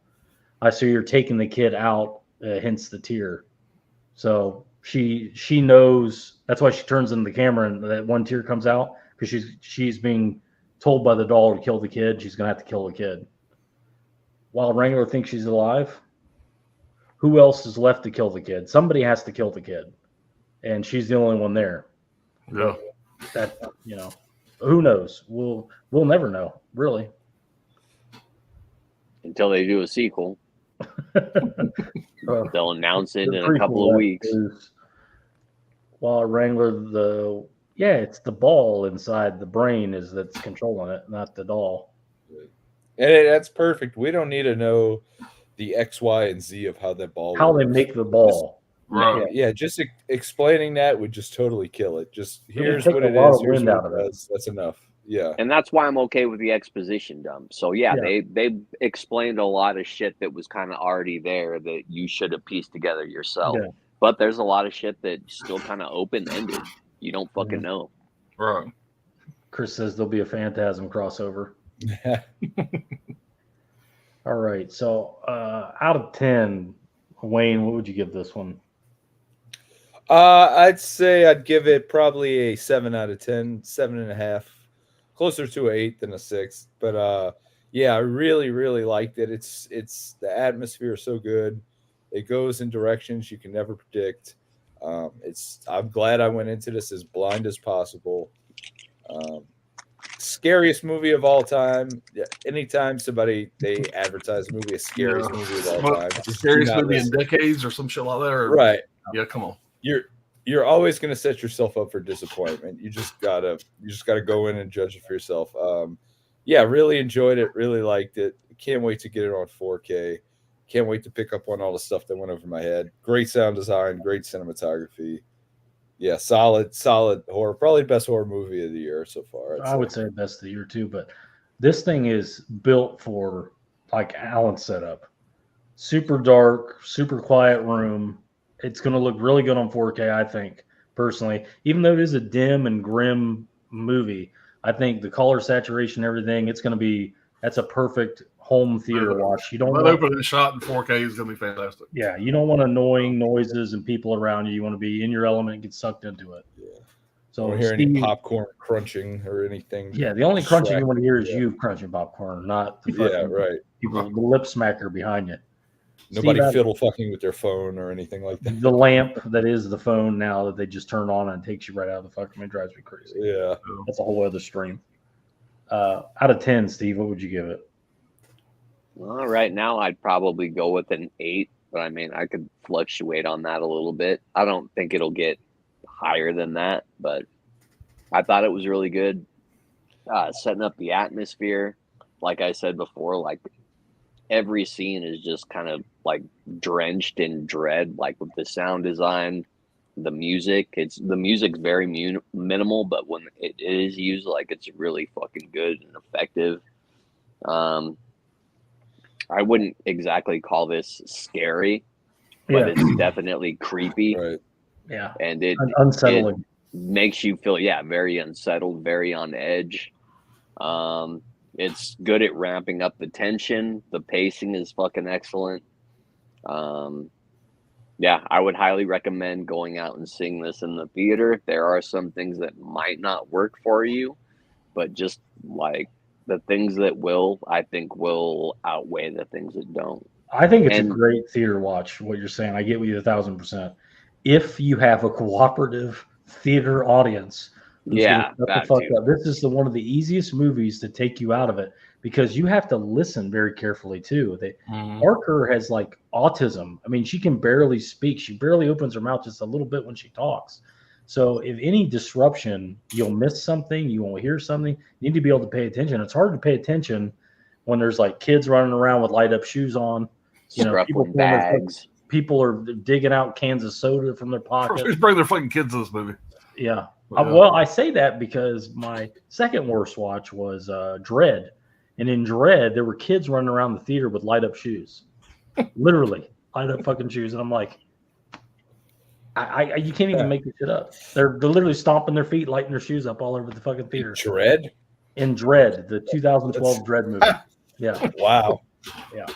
It's all right. I went and saw Radio, the Cuba Gooding Jr. movie when I was a kid, and there was like a fist fight behind me, and security had to evacuate the theater. So that's my fucking Radio. Jesus. For Radio, yeah. That would take me to my first all-time worst theater experience, which was Get Out. And I'll just leave it at that. Alan, what would you rate Longlegs? Oh, this is a weird one. If you asked me as soon as I walked out of the theater, I would have probably said a 5. Time I got home, it have bumped up to about a 7. Yeah. I'm gonna give it an extra half because it's fucking it's Norman Bates Jr. fucking directed it. Yeah. You know what Psycho 2 fan I am. So I'm gonna give it a half right now. I think that may go up a scope, maybe to an 8 on a second watch. I don't think it'll go any lower. I think it's just gonna get better on on the next watch, whatever. But right now, I'm going to say 7.5. I think the second watch is the best watch for this movie. I Yeah. really do think that's the one. It's like I Yeah. would say, like Eyes Wide Shut. That's a first watch movie. You know, you watch it the first time, you're going to get it the hardest the first time. This is like, I think your best viewing is going to be the second viewing of this one. I agree. But well, and Steve's actually seen it 3 times, so I mean, he would know. No. I mean, No, I've only seen it twice. oh, twice. So, I mean, I'm about the same way. I think about like a 7.6 out of 10. Like, I really like there. I don't have anything to really gripe about. The ending, I think, could have been handled a little better, but at the same time, we weren't there. We didn't know. Maybe they were running out of days. Who knows? But for a $3 million budget, that is a really well-made movie, and kept my attention the entire time. The entire theater, other than the 2 dipshits behind us, were transfixed by it, and we're all avid movie fans, and we all have a lot to say about it. So, I mean, that tells me a lot about it. So, I think it's already the best horror movie of the year. We're like halfway through, so we'll see what comes out in the fall. But yeah, I don't have a lot to complain about. It was definitely better than Night Swim. I'll tell you that much. Yeah, I think somebody that thinks Happy Death Day or Truth or Dare is like the greatest thing ever is going to hate this movie. Freaky, if you're a fan of Freaky, you're probably not going to like this one. Yeah, I'm telling you, man. There was a lot of people in my theater that I know just. This isn't the type of horror movie. Not to sound like a snob, but if you like Scream 6, you should be at Blumhouse. The Blumhouse thing. This is not your area, and that there's nothing wrong with that. That's just the way it is. Some people whatever. Right. It's some people can't stand this stuff. Like they'll literally say, like, I don't like this pretentious, uppity, like the new word is elevated. I don't like this stuff. I like the schlock, shit. And that's I hate that. I hate that phrase elevated horror, but I don't even think this qualifies. I mean, it's definitely well made, like those movies, no doubt, but it's not. This movie at no point is sniffing its own farts. It's elevated is just another word for thriller, or remember they used to call a horror movie a thriller if it got nominated for an Oscar. It's another one of those things. As soon as Silence of the Lambs got nominated for Best Picture, it became a thriller, and it's like, no, it's a horror movie. People are getting skinned in the fucking movie. Freaking elevated horror pisses me off too. It's like we're not smart enough to like your movie. We're mouth breathers. We got to go watch fucking co-eds get fucking hacked up in the woods. That's all we can fucking comprehend. The elevated horror really put me off too. I got a stream somewhere where I just went off on that show. Like 15 minutes ranted about it. Yeah, but it's like something like Terrifier 2 I can watch over most elevated horror movies. Like, I mean, just because you're, a little bit more artsy with it, that doesn't mean it's automatically good. This, on the other hand, was really good, and at no point did I ever feel like it was getting high on its own supply. It genuinely felt like it was just set out to make the creepiest fucking horror movie, and I think it succeeded in a very original. And especially nowadays when there's no originality, we got something super original, something that you don't ever see that often. Well, even it being, a lot of people would say it's unoriginal too, but they would say, well, it's this movie, that movie. But to pull it together, it's like Malignant. Malignant comes out, and Malignant is definitely original, but it definitely pulled from other things too. X comes out, definitely original, but it pulled from other things. And as long as it's original enough, and it's not like not trying to make another Halloween or whatever, this tried to make its own thing. What other movie has successfully transitioned from, like I probably said it earlier in the stream, from FBI murder, serial killer, manhunt movie to satanic killer doll movie in 90 minutes, and it works and people are happy with it. So it sticks with you. Yeah, it really does. That's it right there. A movie that we can talk about this in depth, and the more we talk about it, the more excited I get about it, the more I like it. It's insidious. It's very far in between before you find a movie like that. You got to dig through a lot of shit to find one like that. So, I know you said that you took Ryan took you to see Maxine, and you guys left the theater. You guys went to dinner afterwards, and you guys didn't even talk about the movie. No, we were with the wives and other people, whatever, but sitting at the dinner table across from each other for an hour having drinks. We did not say anything about the movie at all. Yeah, there was no nothing. I can't imagine doing that. I can't imagine doing that with this movie. Even if this movie is right Ryan's fucking alley. I can't wait to watch this with him. He's probably been pissed I wouldn't seen it, but because we talked about this movie for a while. But yeah, this is right up his fucking alley. Yeah, So, I left the theater. I was talking. Me and my girl were talking about it. I've talked about it with all these guys, and we got their opinions on it. I've recommended it to some people. And Maxine, I left the theater and was like, "God damn it! I just wasted, 2 hours of my fucking life. I'll never get back." See, look, wish I hadn't gone. I'm in a minority. I fucking hated X. Everybody talked about how great X was, and I'm like, the first hour of that movie is so It's boring. very slow. But Jeez. what I would counter to that is the first hour of Texas Chainsaw Massacre is very slow, and I think it's definitely an attempt at that type of story. But yeah, I love X. I didn't like Maxine. Maybe you like Maxine, but I'm not a big Ty West fan, believe it or not. Like, I thought, I don't know. I think he's had more misses from me than. Remember the original VHS? His segment was by far the biggest piece of shit. See, I actually like that one. What's it? It's the one where they go on honeymoon. The honeymoon. That's what it's called. Yeah. Yeah. I didn't care for it. Most of it is them just filming the mountains, and it's like, there was a movie he made called Innkeepers that I think, as Steve would say, pumps ass.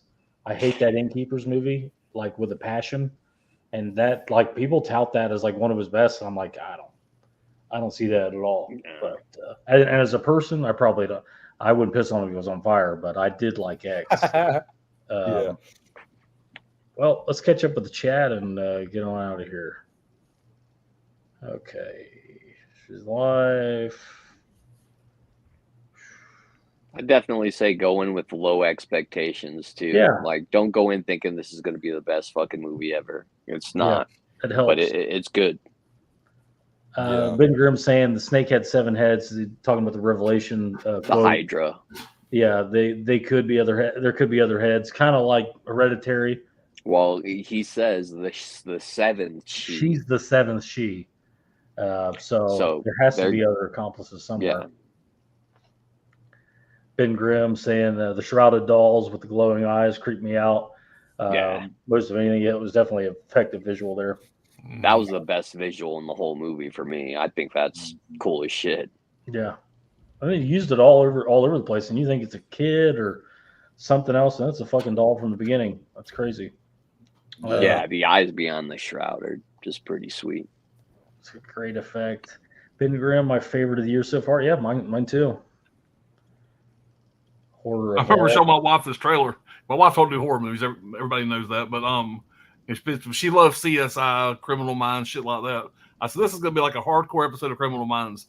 I show her the trailer, and they show that shot of the fucking doll or the glowing eyes under the black veil. She's like, fuck that. And she was out. You go by yourself. X-Teen says, technically, Child's Play starts with the police hunt. And yeah, it's true. It's true. It becomes a doll movie. Unless you're Craig, or Craig thinks it was Andy the whole time. Voodoo doll.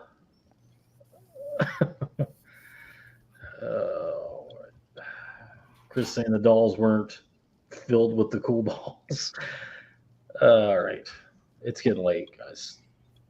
All right. Well, I think we pretty much ruined this for anybody that hasn't seen it. Hopefully you didn't watch this if you haven't seen it.